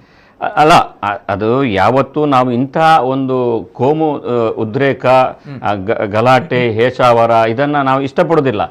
ಆದರೆ ಇದು ಯಾವ ರೀತಿ ಇದೆ ಅಂತ ಹೇಳಿದ್ರೆ, ಇವರು ಸವಾಲು ಹಾಕಿದರೆ ನೀವು ಅಂದ್ರೆ ನಿಮ್ಗೆ ನೀವು ಇದ್ರೆ ಆ ರೀತಿಯಾಗಿ ಎಲ್ಲ ಒಂದು ಸಂಘಟನೆ ಅಥವಾ ಹಿಂದೂ ಸಂಘಟನೆ, ಮುಖ್ಯವಾಗಿ ಅವರು ಮಾತಾಡುವಾಗ ಅದು ಕೇವಲ ಒಂದು ಸಂಘಟನೆಗೆ ಸೀಮಿತ ಆಗಲಿ. ನೀವು ನೋಡಿ, ಒಂದು ಖಾಲಿ ಹಿಂದೂ ಸಂಘಟನೆ ಅಥವಾ ನಾಯಕನಿಗೆ ಏನಾದರೂ ಬೈದ್ರೆ ಇಷ್ಟು ಜನ ಒಟ್ಟಾಗುದು ನಾನು ನೋಡಿಲ್ಲ. ಅಂದ್ರೆ ಒಂದು ಮಾಮೂಲು ಪ್ರತಿಭಟನೆ ಆಗ್ತದೆ. ಅಂದ್ರೆ ರಾತ್ರೋರಾತ್ರಿ ಅಥವಾ ಈ ರೀತಿಯಾಗಿ ಸಂಘಟನೆ ಆಗುವಂಥದ್ದು ಹಿಂದೂ ಸಮಾಜದಲ್ಲಿ ನಾನು ಈ ರೀತಿಯಾಗಿ ಇತ್ತೀಚಿನ ವರ್ಷಗಳಲ್ಲಿ ನೋಡಲಿಲ್ಲ. ಸಂಘಟನೆ ಇಷ್ಟು ಗಂಟೆಗೆ ಬರಬೇಕು, ಅದು ಜನ ಇರುವುದು ಕಮ್ಮಿ, ಆ ರೀತಿ ಎಲ್ಲ ಸಮಸ್ಯೆ ಇರ್ತದೆ. ಆದರೆ ಇಷ್ಟು ಬೇಗ ಇಷ್ಟು ಕ್ಷಿಪ್ರವಾಗಿ ಒಂದು ಆಕ್ರೋಶ ಬರಬೇಕಾದ್ರೆ ಆ ಡೈಲಾಗ್ಗಳು, ಅವನ ಹೇಳಿದಂಥ ಆಡಿಯೋಗಳಲ್ಲಿ ಎಷ್ಟು ಉದ್ರೇಕ, ಮಾಮೂಲು ಜನಸಾಮಾನ್ಯರಿಗೂ ಒಂದು ಉದ್ರೇಕ ಬರೋ ರೀತಿಯಲ್ಲವ ಆ ರೀತಿಯಾಗಿ ಆ ಮಾತುಗಳನ್ನು ಆಡಿರೋದ್ರಿಂದಾಗಿ ಒಂದು ಸಂಘಟನೆಗೆ ಸೀಮಿತವಾಗಿದ್ದಂಥ ಒಂದು ಹಿಂದುತ್ವ ಈಗ ಜನಸಾಮಾನ್ಯರ ನಡುವೆ ಹಬ್ಬುವಂತೆ ಮಾಡಿದ್ದೇನಿದ್ರೆ ಆ ಶರೀಫನಿಗೆ ಸಲ್ತದೆ. ಅಂದರೆ ಅವರು ಬೇಕಂತಲೇ ಒಂದು ಹಿಂದುತ್ವ ಸಂಘಟನೆಯನ್ನು ಬೆಳೆಸಿದಾಗೆ ಈಗ ನನಗೆ ಅನಿಸ್ತಾ ಇದೆ. ಹಿಂದುತ್ವ ಸಂಘಟನೆಯನ್ನು ಬೆಳೆಸಲಿಕ್ಕೆ ಶರೀಫ್ನಂಥವರೇ ಕಾರಣ. ಅಂದರೆ ಮತ್ತಷ್ಟು ಉಗ್ರ ರೀತಿಯಲ್ಲಿ ಬೆಳೆಸಲಿಕ್ಕೆ ಇಂಥ ಶರೀಫ್ನಂಥ ಕಾರಣ. ಮತ್ತು ಅವರಿಗೆ ಅದಕ್ಕೆ ಸರಿಯಾಗಿ ಸಿಕ್ಕಂಥ ಬೆಂಬಲಗಳು ನೋಡಿ, ಎಷ್ಟು ಆ್ಯಡ್ ಹಾಕಿದ್ರು, ಎಷ್ಟು ಜನರಿಗೆ ಹಣ ಕೊಟ್ಟರು ನಿನ್ನೆ ಅಷ್ಟು ಜನ ಒಟ್ಟಾಗ್ತಿರ್ಲಿಲ್ಲ. ಕೇಳಿ ಶರೀಫನ ಆ ಒಂದು ಅವಮಾನಕಾರಿಯಾದ ಆ ಥರದ ಕೆಟ್ಟ ಮಾತುಗಳನ್ನು ಕೇಳಿ ಅಷ್ಟು ಬೇಗ ಜನ ಒಟ್ಟಾಗಬೇಕಾದ್ರೆ, ಅಂದರೆ ಅದು ಎಲ್ಲರೂ ಒಟ್ಟಾಗಬೇಕಂತಾದರೆ ಇದಕ್ಕೆ ಪಾಲು ಏನಿದ್ರು ಶರೀಫ್ನಂಥವ್ರದ್ದೇ ಅಂತ ಅಂದರೆ ಆ ರೀತಿಯಾಗಿ ಉದ್ರೇಕ ಮಾಡಬಾರ್ದು ಎನ್ನುವ ಕಾರಣಕ್ಕಾಗಿ ಈ ವಿಷಯನ ಹೇಳ್ತಾ ಇದ್ದಾನೆ. ಓಕೆ, ಎಸ್, ಶರಣ್ ಅವರು ಕೂಡ ಅದನ್ನೇ ಹೇಳಿರುವಂಥದ್ದಲ್ಲಿ, ಶರಣ್ ಪಂಪೆ ಅವರು ಕೂಡ. ಯಾಕಂದ್ರೆ ನಾನು ಈ ರೀತಿ ಆಗಬಹುದು ಅನ್ನುವಂಥದ್ದು ಹೇಳಿದ್ದೆ, ಆದರೆ ನೇರವಾಗಿ ಸವಾಲನ್ನ ಹಾಕಿದ್ದಾರೆ. ಹಾಗಿದ್ದಾಗ ನಾವುಗಳು ಅದು ಆಕ್ಚುಲಿ ಆ ರೀತಿಯಾಗಿ ಮಾತಾಡೋದು ಜನಸಾಮಾನ್ಯರ ಅಥವಾ ಒಬ್ಬ ನಾಯಕನಾಗಿ ಸರಿಯಲ್ಲ. ಅಂದ್ರೆ ಆದರೆ ಉದ್ದೇಶಪೂರ್ವಕವಾಗಿ ನಿಮಗೆ ಮೆರವಣಿಗೆ ಹಾಳು ಮಾಡ್ತೇನೆ ಆ ರೀತಿಯಾಗಿ ಹೇಳಿದಂತಲ್ಲ. ನಮ್ಮ ಮೆರವಣಿಗೆ ಬಿಟ್ಟಿರಲ್ಲ, ನಿಮಗೆ ಕಷ್ಟ, ಇನ್ನೊಂದು ಮೆರವಣಿಗೆ ಕಷ್ಟ ಆಗುದಿಲ್ವಾ? ಒಬ್ಬ ಹಿಂದೂ ಸಂಘಟನಾ ನಾಯಕನಾಗಿ ಅಂತ ಹೇಳಿದ್ರೆ ಸರಿ, ಹಿಂದೂ ಸಂಘಟನೆಯವರು ಯಾಕೆ ಹೇಳಿದ್ರೆ ಗಣೇಶೋತ್ಸವ ಮೆರವಣಿಗೆಗೆ ನೀವು ನಮಗೆ ಅವಕಾಶ ಮಾಡಿ ಕೊಡೋದಿದ್ರೆ ಅಲ್ಲಿ ಹೋಗ್ಬಾರ್ದು ಇಲ್ಲಿ ಹೋಗ್ಬಾರ್ದು ಹೇಳಿದ್ರೆ ನಾಳೆ ನಿಮ್ಮ ಮಿಲಾದುನ್ನಿಗೂ ಸಮಸ್ಯೆ ಆಗುದಿಲ್ವಾ? ಅಂದ್ರೆ ಆಗ್ಬೋದು ಎನ್ನುವಂಥದ್ದು ಒಂದು ಸಂಘಟನೆ ನಾಯಕನಾಗಿ ಸರಿಬೋದು. ಕಾನೂನು ಪ್ರಕಾರ ಅದು ಕೂಡ ತಪ್ಪೇ. ಅಂದರೆ ಬಟ್ ಅಲ್ಲಿ ಏನು ನೀವು ಗಣೇಶೋತ್ಸವ ಮೆರವಣಿಗೆ ಮಾಡುವಾಗ ಈ ರಸ್ತೆಯಲ್ಲಿ ಹೋಗಬೇಡಿ, ಒಂದು 10 ನಿಮಿಷ ನಿಲ್ಬೇಡಿ. ನೀವು ನೋಡಿ, ಹಿಂದೂ ಸಮಾಜದ ಅಥವಾ ಹಿಂದೂ ಧಾರ್ಮಿಕತೆಯ ಕಾರ್ಯಕ್ರಮಗಳು ಮೆರವಣಿಗೆ ಅಂತಾದರೆ ಒಂದು ಧಾರ್ಮಿಕ ಸ್ಥಳ, ಅವು ಯಾವುದೇ ಧಾರ್ಮಿಕ ಸ್ಥಳ ಆಗಿರ್ಬೋದು, ಒಂದು ಸರ್ಕಲ್, ಒಂದು 4 ರಸ್ತೆ ಸೇರುವ ಜಾಗದಲ್ಲಿ 10 ನಿಮಿಷ ಕುಣಿತಾರೆ, ಭಜನೆ ಇರ್ಬೋದು, ಎಲ್ಲ ಇರ್ಬೋದು.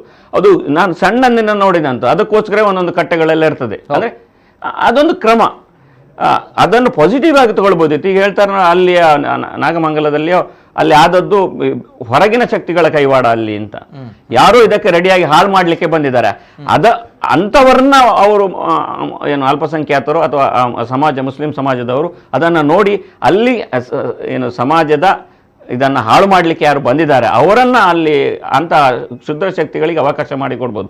ಆ ಕಲ್ಲು ರೆಡಿ ಮಾಡಿದವರು ಅಥವಾ ಯಾವುದೇ ರೀತಿಯಾದಂಥ ಏನು ಕೆಟ್ಟ ಘಟನೆ ಮಾಡಲಿಕ್ಕೆ ಉದ್ದೇಶಪೂರ್ವಕವಾಗಿ ರೆಡಿಯಾಗಿ ಬಂದವರು ಯಾರಿದ್ದಾರೆ ಅಂಥದ್ದಕ್ಕೆ ಅವಕಾಶ ಮಾಡಿಕೊಡಿದ್ರೆ, ಈಗ ಸೌಹಾರ್ದ ರೀತಿಯಿಂದ ಹೋದರೆ ನೀವು ಯಾಕಂದರೆ ಇಲ್ಲಿಯ ಸಂಸ್ಕೃತಿ ಭಾರತದಲ್ಲೇ ಹುಟ್ಟಿ ಭಾರತದಲ್ಲೇ ಬೆಳೆದು ಭಾರತದ ಕಲ್ಚರ್ಗಳನ್ನು ನೋಡಿದರೆ, ಈಗ ನೀವು ಕಾಸರಗೋಡು ಈ ಭಾಗದಲ್ಲಿ ಕೆಲವು ಕಡೆ ಮಸೀದಿ ಎದುರು ಹೋಗಿ ದೈವಗಳು ನಿಲ್ತವೆ.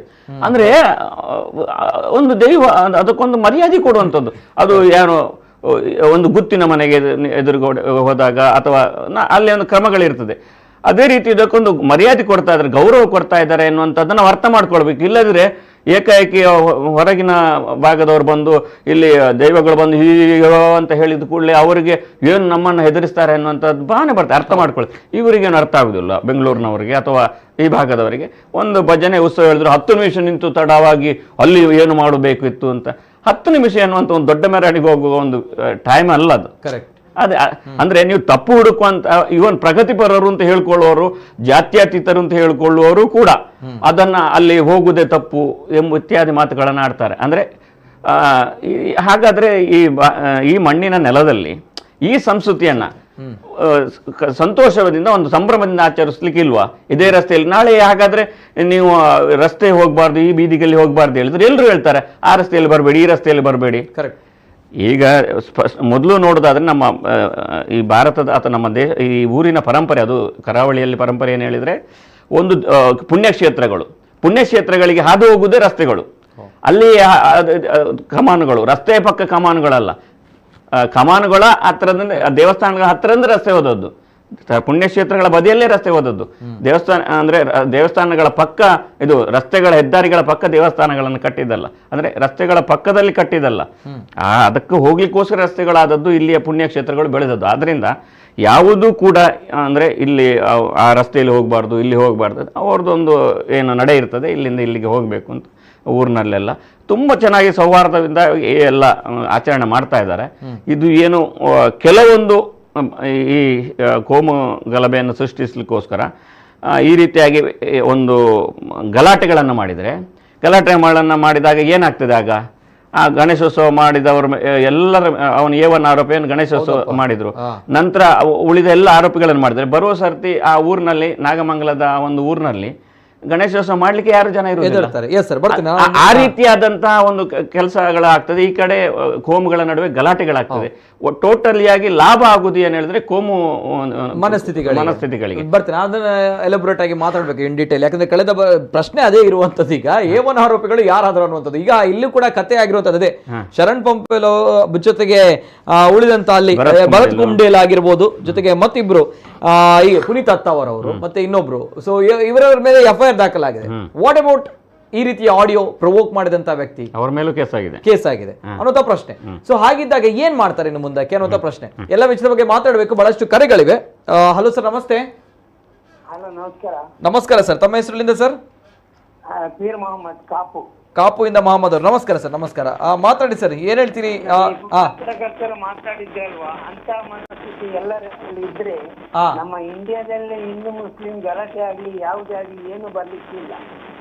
ಆದ್ರೆ ನಾನು ಒಂದು ಮಾತು ಹೇಳ್ತೀನಿ, ಎಲ್ಲಿ ಗಲಾಟೆ ಆಗ್ತದೆ ಅಲ್ಲಿ ಹೊರಗಿನವರು ಈಗ ನೋಡಿ, ಕರ್ನಾಟಕ ಎಂಬುದು ಕಡಲಿಂದ ಬಂದರೆ ನಮ್ಮ ಕರ್ನಾಟಕ ಬಾರ್ಡರ್ ಮೊದಲು. ಹೋಗ್ತೀರಾ? ಈ ಬಾಂಗ್ಲಾದೇಶದವರು ಇದ್ದಾರೆ, ಬಂದಾರೆ, ಅವರು ಮಾಡಿದ್ದಾರೆ. ನಿಮ್ಮ ಮಾತು, ಬಾಂಗ್ಲಾದೇಶದವರು ಯಾವ ರಾಜ್ಯವನ್ನು ದಾಟಿ ಬರಬೇಕು ಕರ್ನಾಟಕಕ್ಕೆ? ನಂಬರ್ 1. ನಮ್ಮ ದೇಶದ ಕಾನೂನು ನಿಜವಾಗಿ ಒಂದು ರೀತಿಯಲ್ಲಿ ಅವರಿಗೆ ಕೈಬೀಸಿ ಕರೀತದೆ ನೋಡಿ. ಸರ್ಕಾರಿ ಕೆಲಸ ಅಪಾಯಿಂಟ್ಮೆಂಟ್ ಆಗಿ ಎಲ್ರಿಗೂ ಸರ್ಕಾರದವರಿಗೆ ಇಂಡಿಯನ್ ಇತ್ತು. ಬಾಂಗ್ಲಾದೇಶವರಿಗೆ ನಮ್ಮ ಇಂಡಿಯಾದ ಗವರ್ಮೆಂಟ್ ಆಫೀಸ್ ನಲ್ಲಿ ಅಪಾಯಿಂಟ್ಮೆಂಟ್ ಸಿಗುದಿಲ್ಲ, ಹೌದಾ? ಅದನ್ನು ತೆಗೆದ್ರು, ಕಾಂಟ್ರಾಕ್ಟ್ ಬೇಸಿಕ್ ಮಾಡಿ ನೋಡಿ. ನಾನು ಒಬ್ಬ ಕಾಂಟ್ರಾಕ್ಟ್ ಬೇಸಿಕ್ ಆಗಿ ಕೆಲಸ ಮಾಡುವನ ನೆನ್ಸಿ, ನಂಗೆ ಇಲ್ಲಿಯವರು ಕೇಳ್ತಾರೆ 600 ರೂಪಾಯಿ ದಿವಸಕ್ಕೆ, ಅವರಿಗೆ 300 ರೂಪಾಯಲ್ಲಿ ಕೆಲಸ ಮಾಡ್ಲಿಕ್ಕೆ ತಯಾರಿದ್ದೀರಿ. ಆಗ ನಾನು ಏನ್ ಮಾಡ್ತೇನೆ, ನನಗೆ 300 ರೂಪಾಯಲ್ಲಿ ಸಿಕ್ಕುವವರು ಬೇಕು. ಅವರು ಬಾಂಗ್ಲಾ, ಪಾಕಿಸ್ತಾನ ಅದಿದಂತೇಳಿ ನಾವು ಭಾವಿಸುದಿಲ್ಲ. ಆಗ ಕೆಲಸ ಹಿಂದೂ ದೇವಸ್ಥಾನದಲ್ಲಿ ಕೆಲಸ ಮಾಡುವವರು ಬಂಗಾಳಿಗಳಿದ್ದಾರೆ. ಅಂದ್ರೆ ಕಾಂಟ್ರಾಕ್ಟ್ ಬೇಸಿಕ್. ಅವರು ಬಾಂಗ್ಲಾ ಎಲ್ಲಿಂದ ಬರ್ತಾರೆ ಅಂತ ಹೇಳಿ ಅಲ್ಲ, ಅವರ ಕಾಂಟ್ರಾಕ್ಟ್ ಕೆಲಸ ಮಾಡಿಸುದು, ನೀನ್ ಅಲ್ಲಿಗೆ ಹೋಗಪ್ಪ ಅಂದ್ರೆ ಹೋಗ್ತಾನೆ. ಹಾಗಿರುವಾಗ ನಾವು ಬಾಂಗ್ಲಾದೇಶದವರು ನುಸುಳುಕೋರರು ಎಂದು ಹೇಳುವುದಕ್ಕೆ ಈ ಕಾಂಟ್ರಾಕ್ಟ್ ಗಳಿಗೆ ಒಂದು ಸಿಸ್ಟಮ್ ಮಾಡಿದ್ರೇನು, ಕಂಪ್ಲೀಟ್ ಆಧಾರ್ ಕಾರ್ಡ್ ಬೇಸಿಕ್ ಎಲ್ಲ ಇದ್ರೆ ಮಾತ್ರ ತಗೊಳ್ಳಿ, ಇಲ್ಲದಿದ್ರೆ ನಿಮ್ಮನ್ನ ಅರೆಸ್ಟ್ ಆಧಾರ್ ಕಾರ್ಡ್ ಕೂಡ ಮಾಡಿಸ್ತಾರೆ ಈಗ. ಬಂದಾಗ ನಾವು ನಿಮ್ಮನ್ನ ಅರೆಸ್ಟ್ ಮಾಡ್ತೇವೆ. ಯಾಕೆ ಬರುದಿಲ್ಲ? ಅವರು ಹಣ ಮಾಡ್ಬೇಕು, ಇವರು ಬೇಡಬೇಕು, ಏನಾದ್ರೆ ಅವರ ಹೆಸರಿನಲ್ಲಿ ಇವರು ಪಾಲಿಟಿಕ್ಸ್ ಮಾಡ್ಬೇಕು. ಇಂಥದ್ದೆಲ್ಲ ಅನ್ಯಾಯ. ಈಗ ನೋಡಿ, ಮೊನ್ನೆ ಹೇಳಿದ್ರು ಯಾರ, ಅವರು ಬೇಕರಿಯಲ್ಲಿ ಏನೇ ಮಾಡ್ಲಿ, ಬೇಕರಿಯಲ್ಲಿ ಕೆಲಸ ಮಾಡ್ಲಿಕ್ಕೆ ನಾವು ನೋಡಿ, ನಾವು ಇವರು ಮುಸ್ಲಿಮರು ಇಲ್ಲಿ ಯಾಕೆ ಕೆಲಸ ಮಾಡ್ತಾರೆ ಅಂತ ನಿಮ್ಗೆ ಗೊತ್ತಿರ್ಬೋದು. ಈ ಪ್ರಪಂಚದಲ್ಲಿ ಇಂಡಿಯನ್ಸ್ ಎಲ್ಲೆಲ್ಲಿ ಇದ್ದಾರೆ, ಆದ್ರೆ ನಾಳೆ ಅಲ್ಲಿ ಏನಾದ್ರೆ ಅವ ಇಂಡಿಯನ್, ಅವ ಹಿಂದೂ, ಇಲ್ಲಿ ಯಾಕೆ ಬಂದಿದ್ದಾನೆ ಅಂತ ಹೇಳಿ ಅವನಿಗೆ ಮಾತಾಡ್ಲಿಕ್ಕೆ ಆಗ್ತದ? ವೀಸಾ ಕೊಡ್ತಾರೆ, ಪರ್ಮಿಷನ್ ಕೊಡ್ತಾರೆ, ಮಾಡಿ ಕೆಲಸ ಮಾಡ್ಬೇಕು. ಅದೇ ರೀತಿಯಲ್ಲಿ ವೀಸಾದ ಪದ್ಧತಿ ಇಲ್ಲ, ಅವನನ್ನು ಆ ಕೆಲಸಕ್ಕೆ ನೇಮಿಸಿದ್ದಾರೆ, ಅವ ಹೊರಗೆ ಹೋಗಿ ಮಾಡಬಾರ್ದು ಅಂತ ಹೇಳಿಲ್ಲ, ಎಲ್ಲೇ ಇದ್ದು ಮಾಡಬಾರ್ದು ಅಂತ ಹೇಳಿಲ್ಲ. ಆದ್ರೆ ಅಂತದನ್ನೆಲ್ಲ ತಪ್ಪಿಸಬೇಕಾದ್ರೆ ಸರಿಯಾದ ಯಾರು ಕೆಲಸ ಬಂದ್ರು, ಆ ಬಾಂಗ್ಲಾದೇಶರು ಬಂದಿದ್ದಾರೆ ಅಂತ ಹೇಳಿದ್ರೆ, ಇವರು ಆ ಬಾಂಗ್ಲಾದೇಶದವರು ನೋಡಿ ಗವರ್ಮೆಂಟ್ ಆಫೀಸ್ ನಲ್ಲಿ ಇದ್ದಾರೆ, ಮಿಲಿಟರಿ ಆಫೀಸ್ ನಲ್ಲಿ ಇದ್ದಾರೆ. ಆಗ ಏನ್ ಮಾಡ್ತಾರೆ ಇವರು? ಮುಕ್ಕಾಲ್ವಾಸಿ ಜನರು ಬಾಂಗ್ಲಾದೇಶಿಯರು ಕಾಂಟ್ರಾಕ್ಟ್ ಬೇಸಿಕ್ ನಲ್ಲಿ ಇಂಡಿಯಾದಲ್ಲಿ ಕೆಲಸ ಮಾಡ್ತಾರೆ. ಈಗ ಓಕೆ, ಥ್ಯಾಂಕ್ ಯು. ಈಗ ಅಪಾಯಿಂಟ್ಮೆಂಟ್ ಆರ್ಡರ್ ಕೊಡ್ಲಿ, ಈ ಒಂದು ಕೆಲಸಕ್ಕೂ ಅಪಾಯಿಂಟ್ಮೆಂಟ್ ಕೊಡ್ಲಿ. ಸರಿ, ಓಕೆ. ಈಗ ಈ ಒಂದು ಗಲಾಟೆ ಆಯ್ತಲ್ವ ಸರ್, ಇದ್ರ ಬಗ್ಗೆ ತಾವು ಗಮನಿಸಿದಿರಿ ಕೆಲವು ಕಡೆಗಳಲ್ಲಿ, ಉಡುಪಿಯಲ್ಲೂ ಹೇಳಿ ಸರ್, ಮಾತಾಡಿ. ಏನ್ ಹೇಳ್ತೀರಿ? ಗಲಾಟೆ ಅಂತ ಹೇಳಿದ್ರೆ ಇದು ಎಲ್ಲರೂ ಮಾಡಿದ ಗಲಾಟೆ ಅಲ್ಲ, ಅದಕ್ಕಂತ ಹೇಳಿ ಇದ್ದವರು ಕರೆಕ್ಟ್ ಹೌದಪ್ಪ, ಎಲ್ಲಿ ಇರ್ಬೋದು, ಅವರಿಗೆ ಏನಾದ್ರೂ ಒಂದು ಗಲಾಟೆ ಆಗ್ತದೆ ನೋಡಿ. ನಮ್ಮದು ಹೋಗುವಾಗ ನೀವು ಕಲ್ಲು ಬಿಸಾಡುವುದಿಲ್ಲ, ನಿಮ್ಮದು ಹೋಗುವಾಗ ನಾವು ಕಲ್ಲು ಬಿಸಾಡುವುದಿಲ್ಲ. ಇದು ಆಂತರಿಕವಾಗಿ ಏನಾದ್ರೂ ಗಲಾಟೆ ಆಗ್ಬೇಕಂತ ಹೇಳಿ ಭಾವಿಸುವವರು ಮಾತ್ರ ಈ ಕೆಲಸ ಮಾಡ್ತಾರೆ. ಈಗಿನಿಂದಲ್ಲ, ಬ್ರಿಟಿಷ್ ಅವರು ಇರುವಾಗಿಂದಲೂ ಅಂತ ಜನರು ಇದ್ದಾರೆ, ಈಗಲೂ ಇದ್ದಾರೆ. ಈಗ ರಾಜಕೀಯಕ್ಕೋಸ್ಕರ ಅವರನ್ನು ಮುಂದೆ ಇಡ್ತಾರೆ. ಹೋಗಪ್ಪ, ನೀನೇನಾದ್ರೂ ಮಾಡುದಾದ್ರೆ ನೀನೆ ಹೆಸರು ನಾವು ಮತ್ತೊಬ್ಬರಲ್ಲಿ ತೆಗಿತೇವೆ. ರಾಜಕೀಯದವರಿಗೆ ಯಾವ ಗಲಾಟೆಯಲ್ಲಿಯೂ ಕೈ ಹಾಕಲು ಕೊಡದೆ ಬರೇ ಪೊಲೀಸ್ ಡಿಪಾರ್ಟ್ಮೆಂಟ್ ವರ್ಕ್ ಮಾಡಿದ್ರೆ ನಮ್ಮ ಇಂಡಿಯಾದಲ್ಲಿ ಮುಕ್ಕಾಲ್ವಾಸಿ ಗಲಾಟೆ ನಿಲ್ತದೆ. ಹೋಗಿ ನಿಲ್ಲುವುದು, ಶೋಧನೆ ಆಗ್ಲಿ, ಯಾರೇ ಆಗ್ಲಿ ಹೋಗಿ ಕೂಗುದು ಅವರೊಟ್ಟಿಗೆ. ಇದೆಲ್ಲ ನಾವು ಪಿಕ್ಚರ್ ನಲ್ಲಿ ನೋಡಿದ ಕಥೆಯನ್ನೇ ಇವರಲ್ಲಿ ನೋಡಿದಾಗ ಆಗ್ತದೆ. ಯಾರು ಮಾಡಿಸ್ತಾನ ಅವನೇ ಹೋಗಿ ಕೂಗುದು ವಿನಃ ಹೊರಗಿನ ಇತ್ತು ಛ ಅಂತೇಳಿ ಅಲ್ಲಲ್ಲಿಗೆ ಮನಸ್ಥಿತಿಯನ್ನು ಇಟ್ಟುಕೊಂಡಿರ್ತಾನೆ. ಯಾರು ಮೂಲ ಕಾರಣಕರ್ತಾನ ಅವನೇ ದುಃಖ ಮಾಡುದು, ಅವನಿಗೆ ಕಣ್ಣು ಒರೆಸುದು, ಅವನಿಗೆ ಇನ್ನೊಬ್ಬರಿಗೆ 4 ಜನಕ್ಕೆ ಬೈಯುವುದು, ಇದು ಮಾತ್ರ. ನೋಡಿ, ಉದಾಹರಣೆಗೆ ಸುರತ್ಕಲ್ ಒಂದು ಗಲಾಟೆ ಹೇಳ್ತೇನೆ ನಿಮ್ಗೆ. ನಾನು 15 ದಿವಸ ಗಲಾಟೆ ಇತ್ತು, ಹೌದಾ? 15 ದಿವಸ ಗಲಾಟೆ ಸ್ವಲ್ಪ ಕಡಿಮೆ ಆಗ್ತಾ ನಾನು ಬ್ಯಾಂಕಿಗೆ ಕನ್ಸಲ್ಟ್ ಇದ್ದವ, ಅಲ್ಲಿ ಮೆಟೀರಿಯಲ್ ಎಲ್ಲ ಕೊಂಡೋಗೋದೇನ. ಹೇಗೋ ಬಸ್ ಎಲ್ಲ ಪೂರ್ತಿ ಸ್ಟಾರ್ಟ್ ಆಗ್ಲಿಲ್ಲ, ಹೇಗೋ ಒಂದು ಗಾಡಿಯವನಿಗೆ ಹೇಳಿ ಹೋದೆ. ಸುರತ್ಕಲ್ ನಲ್ಲಿ ಬ್ಯಾಂಕಿಗೆ ಹೋಗಿ ಕೆಳಗೆ ಬರ್ತೇನೆ, ಒಂದು ತರಕಾರಿ ಅಂಗಡಿಯವ, ಒಂದು ಮೆಟ್ಟಿನ ಅಂಗಡಿಯವ, ಒಬ್ಬ ಮುಸ್ಲಿಂ, ಒಬ್ಬ ಅವ ಅಂತ ಏರು ಮಾರಿ ಇಂಚಲ ಗಲಾಟೆ ಮತ್ತೆ ಸೈತೀನಿ ವ್ಯವಸ್ಥೆ ಅಂತ. ಯಾರು ಮಾಡಿದ್ರು ಅರ್ಥ ಆಯ್ತು, ಅವ್ರು ಬದುಕಬೇಕು. Correct. Okay, yes sir, thank you, ಧನ್ಯವಾದಗಳು. ಈ ರೀತಿ ಆಗ್ಬಾರ್ದು, ಅದಕ್ಕೋಸ್ಕರ ಒಂದು ವ್ಯವಸ್ಥಿತ ಜನರು ಇರ್ತಾರೆ, ಒಂದು ಸಂಘಟನೆಗಳು ಇರುತ್ತೆ, ಅಥವಾ ಒಂದು ಮನಸ್ಥಿತಿಗಳು ಇರುತ್ತೆ, ಅದೇನೇ ಇರಲಿ. ಹಾಗಿದ್ದಾಗ ಜನರು ಇದನ್ನು ಯಾವತ್ತೂ ಕೂಡ ಬಯಸಲ್ಲ. ಜೊತೆಗೆ ಅಂದ್ರೆ ಸಾಮಾನ್ಯ ಮುಸ್ಲಿಮರು ಇರ್ತಾರಲ್ಲ, ಹೆಚ್ಚಿನ ಸಂಖ್ಯೆಯಲ್ಲಿರುವವರು, ಅವ್ರು ಯಾರು ಇಂಥ ಗಲಾಟೆ ಮಾಡಿದ್ರೆ ನಮ್ಮ ಒಳ್ಳೆಯ ಹೆಸರು ಕೆಟ್ಟದ, ಅಂದ್ರೆ ಸಮುದಾಯಕ್ಕೆ ಕೆಟ್ಟ ಹೆಸರು ಬರ್ತದೆ, ನಮ್ಗೆ ಬದುಕಲಿಕ್ಕೆ ನಮ್ಮ ಮೇಲೆ ದ್ವೇಷ ಕಾಡ್ತಾರೆ. ಅದಕ್ಕೋಸ್ಕರ ಅಂತ ಘಟನೆ ಆಗ್ಬಾರ್ದು ತುಂಬಾ ಜನ ಬಯಸ್ತಾರೆ. ಆದ್ರೆ ಕೆಲವೊಂದು ಧರ್ಮ ಅಂದ, ಮತ ಅಂದ, ಒಂದು ಉಗ್ರ ಸ್ಥಿತಿಯ ಮನಸ್ಸಿನವರು ಒಂದು ಗುಂಪಿದೆ. ಅದು ಧಾರ್ಮಿಕ ಗ್ರಂಥವನ್ನ ತಿರುಚಿ ಅರ್ಥ ಮಾಡಿಕೊಂಡು ಅದನ್ನು ಬೋಧನೆ ಮಾಡಿಕೊಂಡು ಏನು ಜಿಹಾದ್ ಮಾಡಬೇಕು ಅಥವಾ ಇನ್ನಿತರೆ ಅದು ಕಾಫಿರನ್ನು ಕೊಲ್ಲಿಯೋ ಅದನ್ನಷ್ಟೇ ಹೇಳಿಕೊಂಡು ಮನಸ್ಥಿತಿ ಒಂದು ಉಗ್ರವಾದದತ್ತ ತೆರಳಬೇಕು ಅಂತ ಮಾಡುವಂತ ಒಂದು ಸೀಮಿತ ವರ್ಗದಿದೆ. ಅದರಿಂದಾಗಿ ತುಂಬಾ ಬಹುಸಂಖ್ಯಾತರ ಒಂದು ಮುಸ್ಲಿಮರಿಗೆ ಮುಜುಗರಗಳು ಆಗ್ತಾ ಇರ್ತದೆ. ಇವರೆಲ್ಲ ಇನ್ನೋಸೆಂಟ್ಗಳು ನೋಡೋಣ. ಅಂದ್ರೆ ಈ ತರ ಸಮಸ್ಯೆ. ಬಟ್ ಪ್ರತಿ ಸರಿಯೂ ಕೂಡ ಇತಿಹಾಸದಿಂದ ನೋಡಿಕೊಂಡಾಗ ಯಾವತ್ತು ಕೂಡ ಕೊನೆಯಲ್ಲಿ ಈ ತರ ಆಕ್ರಮಣಕಾರಿ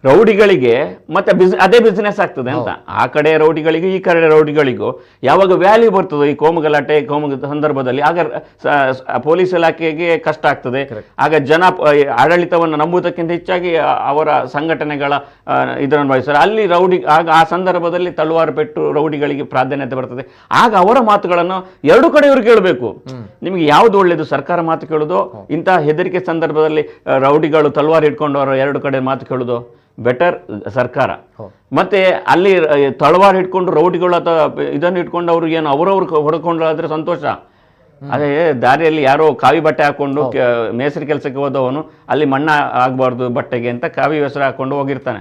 ಅವ ಕಾವಿ ಹೆಸರು ಹಾಕೊಂಡು ಹೋಗಿರ್ತಾನೆ ಅಂತ ಅವನನ್ನು ಹೊಡಿತಾರೆ ದಾರಿಯಲ್ಲಿ. ಇಲ್ಲಿ ಯಾವ್ದದ್ದು ಘಟನೆಗಳು, ಇನ್ಯಾರೋ ಅವನು ಯಾರಿಗೂ ಅನ್ಯಾಯ ಮಾಡಿರಲಿಲ್ಲ, ಮಸೀದಿಗೆ ಒಂದು ಪ್ರಾರ್ಥನೆ ದೇವರಿಗೆ ಮಾಡಿ ಹೋಗ್ತಾನೆ ಅಂತ ಟೊಪ್ಪಿ ಧರಿಸಿ ಹೋಗಿದ್ರೆ ಅವನನ್ನು ಕೊಲ್ಲುವುದು.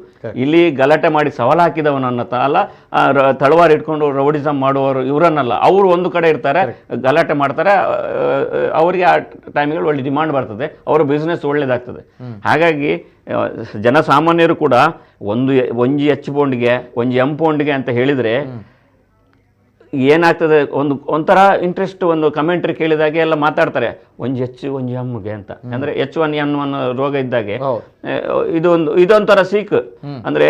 ಆದ್ರೆ ಅದು ನಿಜವಾಗಿಯೂ ಸಮಸ್ಯೆ ಆಗುವುದು ಜನಸಾಮಾನ್ಯರಿಗೆ, ಅದು ಅವರಿಗೆ ಗೊತ್ತಿಲ್ಲ. ಕೋಮು ಗಲಭೆಗಳಾದ್ರೆ ಸಮಸ್ಯೆಗಳಾಗುವುದು ಯಾರಿಗೆ ಹೇಳಿದ್ರೆ ಇವರಿಗೆ, ಜನಸಾಮಾನ್ಯರಿಗೂ, ದಿನ ಕೂಲಿ ಮಾಡಿ ಊಟ ಮಾಡುವವರು, ಆಚೆ ಈಚೆ ಯಾವುದೋ ರಕ್ಷಣೆ ಇಲ್ಲದೆ ಗನ್ಮ್ಯಾನ್ಗಳಿದೆ ತಿರುಗಾಡುವವರು, ಅತಿ ಹೆಚ್ಚು ಬೇಳೆ ಬೇಯಿಸ್ಕೊಳ್ಳುವಂಥದ್ದು, ಅತಿ ಹೆಚ್ಚು ಲಾಭ ಆಗುವುದು ರಾಜಕೀಯ ಪಕ್ಷಗಳಿಗೆ.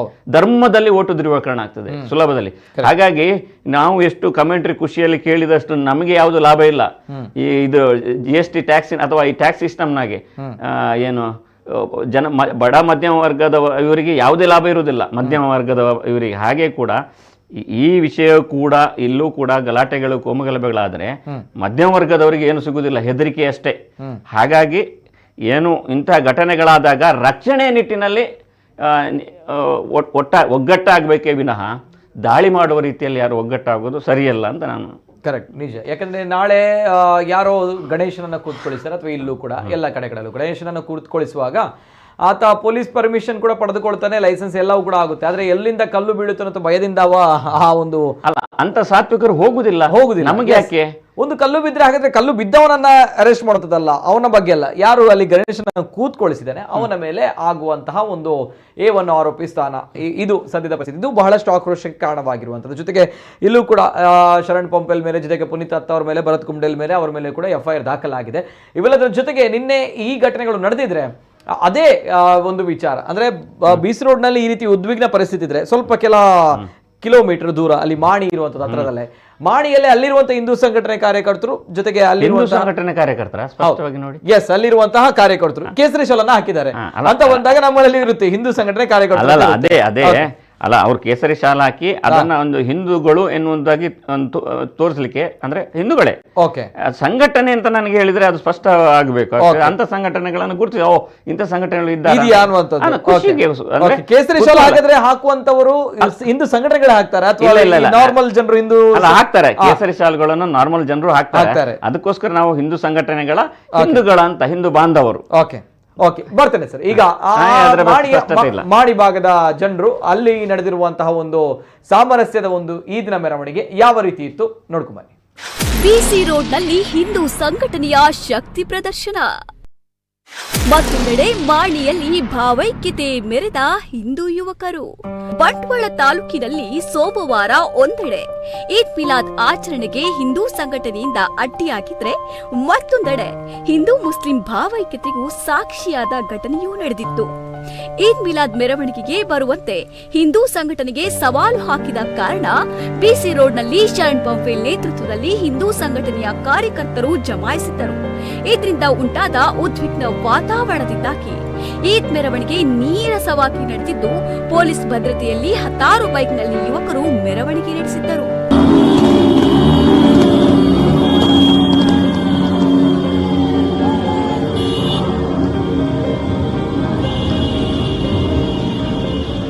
ದ್ವೇಷದ ನಡುವೆಯೂ ಪ್ರೀತಿಗೆ ಸಾಕ್ಷಿಯಾದ ಮಾಣಿ ಮಿಲಾದ್ ಮೆರವಣಿಗೆ. ಆದ್ರೆ ಇದೇ ವೇಳೆ ಬಿಸಿ ರೋಡ್ನಿಂದ ಕೆಲವೇ ಕೆಲ ಕಿಲೋಮೀಟರ್ ದೂರದಲ್ಲಿರುವ ಮಾಣಿ ಮತ್ತು ಕೊಡಾಚೆ ಬಳಿ ಈದ್ ಮಿಲಾದ್ ಭಾವೈಕ್ಯತೆಗೆ ಸಾಕ್ಷಿಯಾಯಿತು.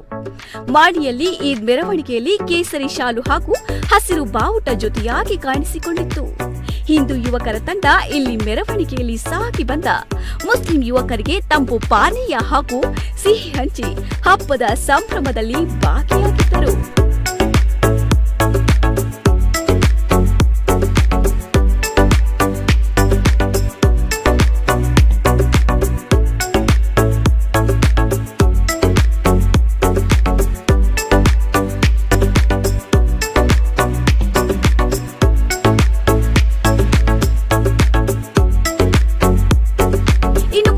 ಸಮೀಪದಲ್ಲೇ ಇರೋ ಕೊಡಾಚೆಯಲ್ಲಿ ಕೂಡ ಈದ್ ಮೆರವಣಿಗೆಯು ಭಾವೈಕ್ಯತೆಗೆ ಸಾಕ್ಷಿಯಾಗಿತ್ತು. ಇಲ್ಲೂ ಕೂಡ ಈದ್ ಮೆರವಣಿಗೆಯಲ್ಲಿ ಹಿಂದೂ ಯುವಕರ ತಂಡ ಸಿಹಿ ಹಂಚುವ ಮೂಲಕ ಹಬ್ಬವನ್ನ ಸಂಭ್ರಮಿಸಿದ್ದಾರೆ. ಕೊಡಾಚಿಯಲ್ಲಿ ಐಕ್ಯ ಭಾವೈಕ್ಯ ವೇದಿಕೆಯಿಂದ ಈದ್ ಮಿಲಾದ್ ಹಬ್ಬವನ್ನ ಸಡಗರದಿಂದ ಆಚರಿಸಲಾಗಿದೆ. ಈದ್ ಮೆರವಣಿಗೆಯ ವೇಳೆ ಸಿಹಿ ಹಂಚಿ ಒಬ್ಬರಿಗೊಬ್ಬರು ಶುಭಾಶಯ ವಿನಿಮಯ ಮಾಡಿಕೊಳ್ಳುವ ಮೂಲಕ ಅರ್ಥಪೂರ್ಣವಾಗಿ ಹಬ್ಬವನ್ನ ಆಚರಿಸಿದರು.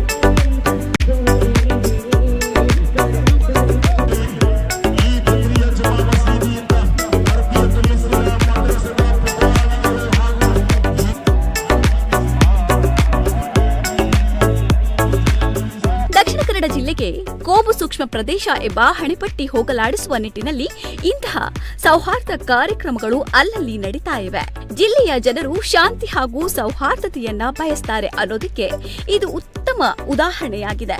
ಬಿಸಿ ರೋಡ್ನಲ್ಲಿ ಉದ್ವಿಗ್ನ ಪರಿಸ್ಥಿತಿ ಇದ್ರೆ ಇದೇ ತಾಲೂಕಿನ ಮಾಣಿ ಹಾಗೂ ಕೊಡಾಚಿಯಲ್ಲಿ ಪ್ರೀತಿಯ ಮೂಲಕ ಶಾಂತಿ ಸೌಹಾರ್ದತೆಯನ್ನ ಎತ್ತಿ ಹಿಡಿಯಲಾಗಿದ್ದು ವಿಶೇಷವಾಗಿತ್ತು.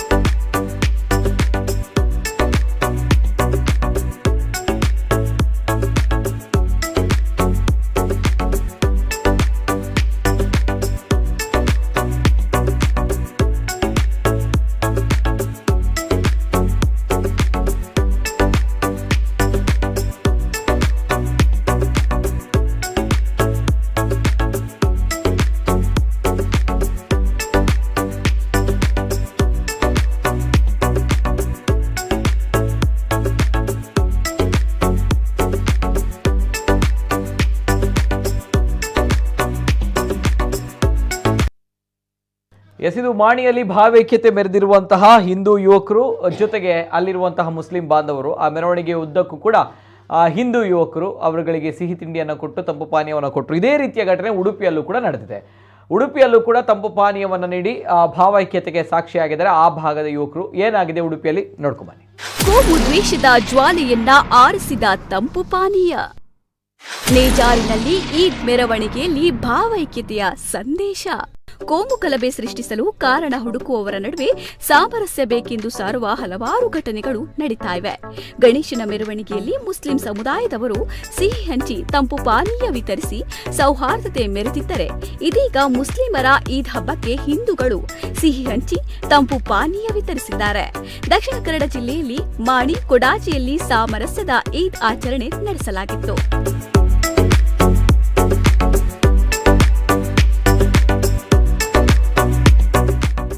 ಸೌಹಾರ್ದತೆಗೆ ಸಾಕ್ಷಿಯಾದ ಈದ್ ಮಿಲಾದ್ ಮೆರವಣಿಗೆ. ಇದೀಗ ಉಡುಪಿ ಜಿಲ್ಲೆಯ ನೇಜಾರಿನಲ್ಲಿಯೂ ಇಂತಹ ಒಂದು ಸಾಮರಸ್ಯದ ಈದ್ ಆಚರಣೆ ನಡೆದಿದೆ. ಸ್ಥಳೀಯ ದೇವಸ್ಥಾನದ ಬಳಿ ಹಿಂದೂ ಯುವಕರು ಈದ್ ಮೆರವಣಿಗೆಯ ವೇಳೆ ತಂಪು ಪಾನೀಯದ ವ್ಯವಸ್ಥೆ ಮಾಡಿದ್ದಾರೆ. ಮೆರವಣಿಗೆಯಲ್ಲಿ ಬಂದವರಿಗೆ ಈ ವ್ಯವಸ್ಥೆಯನ್ನ ಮಾಡಿದ್ದು ಮುಸ್ಲಿಂ ಧರ್ಮಗುರುಗಳು ಗ್ರಾಮದ ನಾವೆಲ್ಲರೂ ಅಣ್ಣ ತಮ್ಮಂದಿರು ಎಂದು ಸಾರಿದ್ದಾರೆ. ಈ ರೀತಿಯ ಸೌಹಾರ್ದದಿಂದ ಗ್ರಾಮದ ಎಲ್ಲರೂ ಸಹೋದರರಂತೆ ಬದುಕುವ ಸಂದೇಶ ನೀಡಿದ್ದಾರೆ.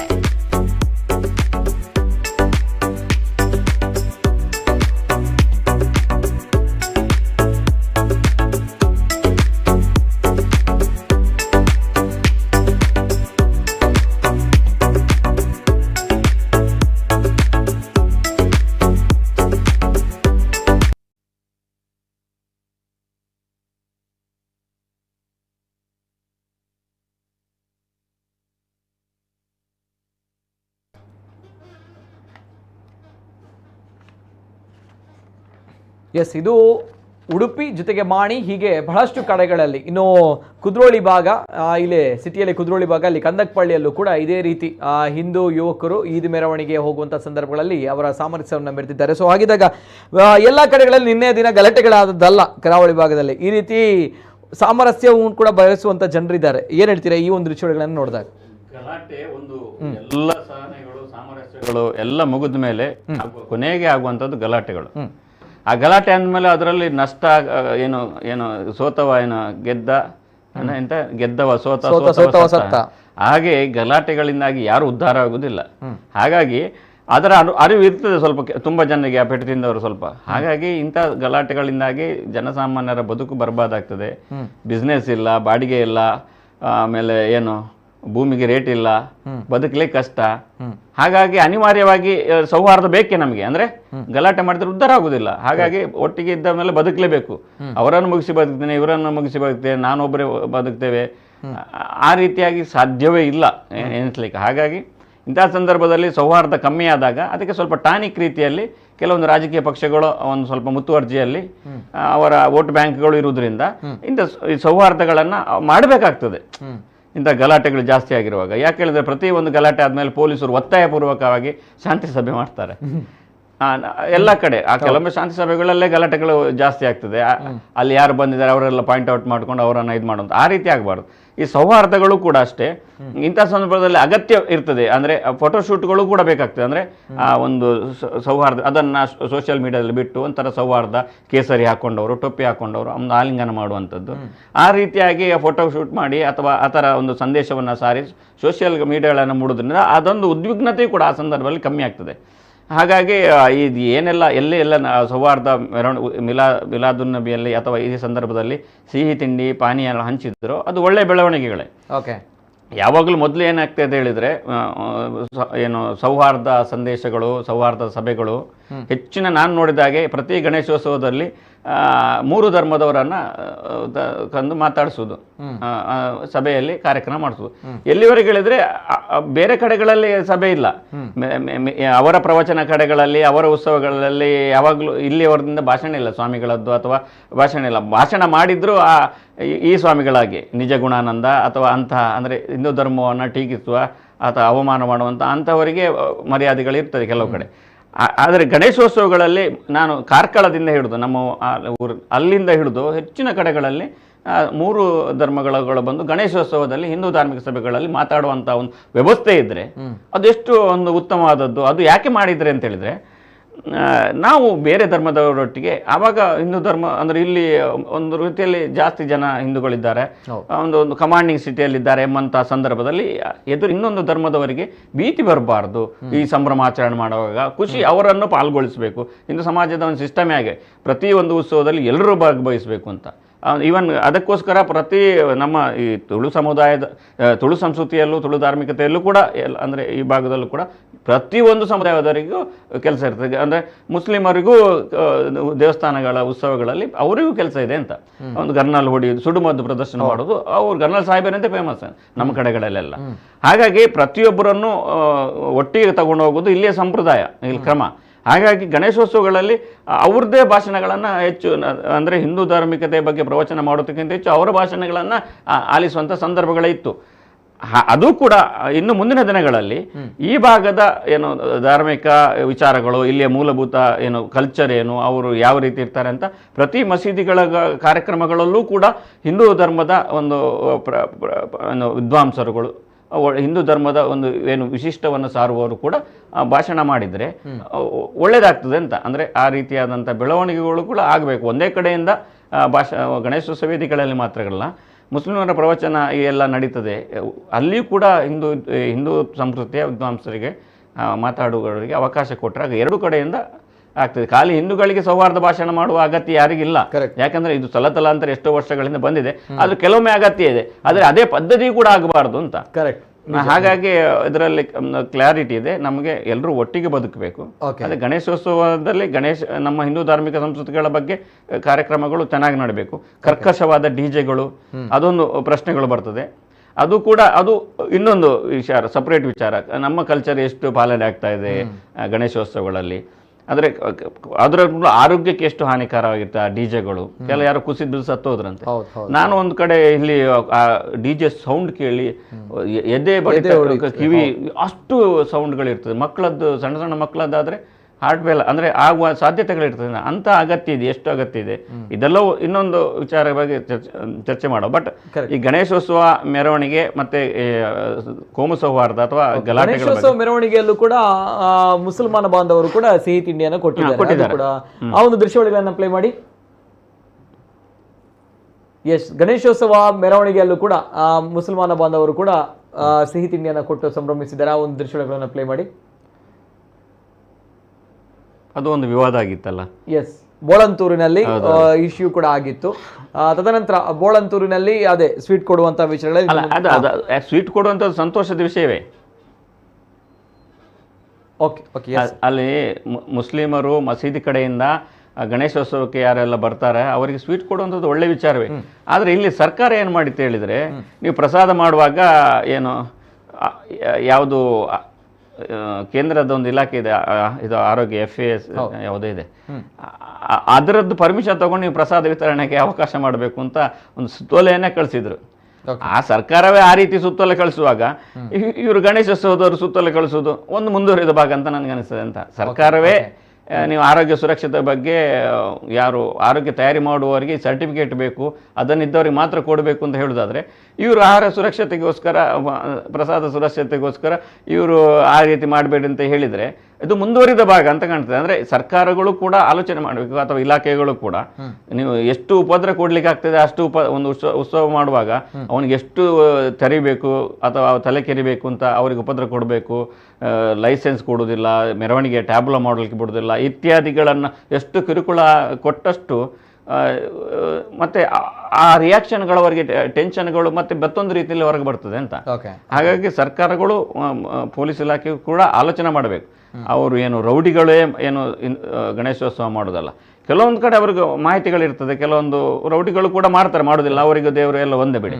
ಬಟ್ ಅಲ್ಲಿ ಗಲಾಟೆ ಆಗ್ತದೆ ಅಂತ ವಿಷಯಗಳಿದ್ದಾಗ ಮಾತ್ರ ಅಂತ ಕಾನೂನುಗಳನ್ನ ಕಟ್ಟಳೆಗಳನ್ನ ಬಿಗಿಗೊಳಿಸಬೇಕಷ್ಟೇ. Okay, yes sir. ಜೊತೆಗೆ ಕಂದಕಪಳ್ಳಿಯಲ್ಲಿ ನಡೆದಿರುವಂತಹ ಒಂದು ಸಾಮರಸ್ಯದ ಒಂದು ಮೆರವಣಿಗೆ, ಈದ್ ಮೆರವಣಿಗೆ, ಅದನ್ನ ಪ್ಲೇ ಮಾಡಿ. ಎಸ್,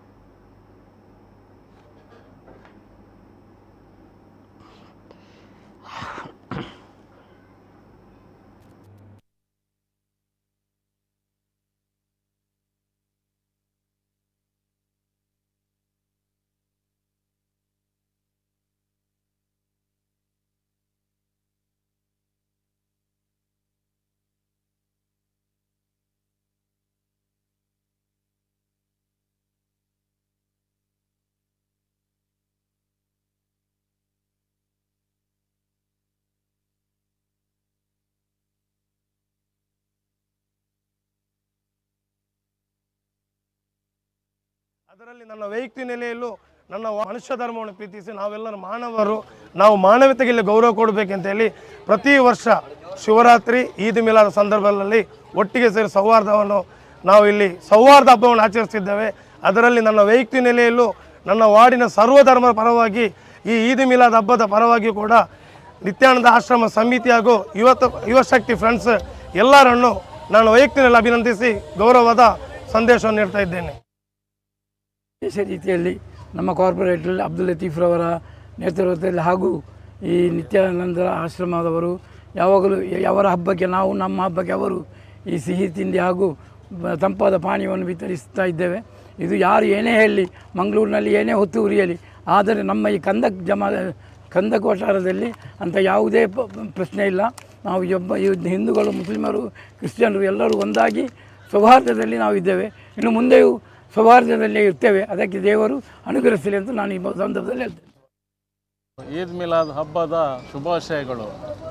ನಾವು ಯಾವಾಗಲೂ ಈಗ ಒಂದು 10 ವರ್ಷದಿಂದ ಇಂಥ ಒಂದು ಕಾರ್ಯಕ್ರಮವನ್ನು ಮಾಡ್ತಾ ಬಂದಿದ್ದೇವೆ. ಇನ್ನು ಮುಂದೆ ಕೂಡ ಮಾಡಿಕೊಂಡು ಬರುವ ಹಾಗೆ ನಿಮ್ಮ ಎಲ್ಲರದಿಂದ ಆಗಬೇಕು. ನಮ್ಮ ಶಿವರಾತ್ರಿಗೆ ಅವರು ಯಾವಾಗಲೂ ಸಿಹಿ ತಿಂಡಿಯನ್ನು ಹಂಚ್ತಾರೆ. ಹಾಗೆಯೇ ನಾವು ಈದ್ ಮಿಲಾದ್ ದಿನ ಅಂತ ಇದ್ದೇವೆ. ಇನ್ನು ನಾವು ಒಳ್ಳೆಯ ರೀತಿಯಲ್ಲಿ ನಡೆಯುವ ಹಾಗೆ ಇದು ಆಗಿ ನಮ್ಮೆಲ್ಲರ ಸಹೋದರ ಅಂತೇಳಿದರೆ ನಮಗೆ ಜಾತಿಭೇದ ಅಂಥ ವಿಷಯವೇ ನಮಗಿಲ್ಲ. ಎಸ್, ಇದು ಕಂದಕ್ಪಳ್ಳಿಯಲ್ಲಿ ನಡೆದಿರುವಂತಹ ಘಟನೆ. ಅಲ್ಲಿ ಯುವಶಕ್ತಿ ಫ್ರೆಂಡ್ಸ್ ಅಂದರೆ ಹುಲಿವೇಷ ಕೂಡ ಹಾಕ್ತಾರೆ ಅವರುಗಳು. ಸೊ ಆ ರೀತಿ ಆ ಒಂದು ತಂಡದವರು ಜೊತೆಗೆ ಅಲ್ಲಿ ಈದ್ ಮಿಲಾದ್ನ ಮೆರವಣಿಗೆಗೆ ಯಾವ ರೀತಿ ಸಿಹಿ ತಿಂಡಿಯನ್ನು ಜೊತೆಗೆ ತಂಪು ಪಾನೀಯವನ್ನು ಕೊಟ್ಟರು ಅನ್ನುವಂಥದ್ದು ತಾವು ಗಮನಿಸಿದಿರಿ. ಜೊತೆಗೆ ಇಂಥ ಘಟನೆಗಳು ನಡೆಯುತ್ತೆ. ಜೊತೆಗೆ ಬೋಳಂತೂರಿನಲ್ಲೂ ಕೂಡ ಯಾವ ರೀತಿ ನಡೆದಿತ್ತು ಅದು ಕೂಡ ದೃಶ್ಯಾವಳಿ ಬರ್ತಾ ಇದೆ. ಯಾಕಂದರೆ ಕಳೆದ ಬಾರಿ ಬೋಳಂತೂರಿನಲ್ಲಿ ಗಣೇಶೋತ್ಸವದ ವಿಚಾರವಾಗಿ ಆ ಕಮಿಟಿ ಹೊರಡಿಸಿರುವಂಥ ಒಂದು ಆದೇಶ ಈಗಲೇ ನಾವು ಎಕ್ಸ್ಪ್ಲೇನ್ ಮಾಡಿದ್ವಿ. ಅದು ಬಹಳಷ್ಟು ಚರ್ಚೆಗೆ ಕಾರಣವಾಗಿತ್ತು. ಹಾಗಿದ್ದಾಗ ಬೋಳಂತೂರಿನಲ್ಲಿ ಯಾವ ರೀತಿ ಇತ್ತು ನೋಡ್ಕೊಂಬನ್ನಿ.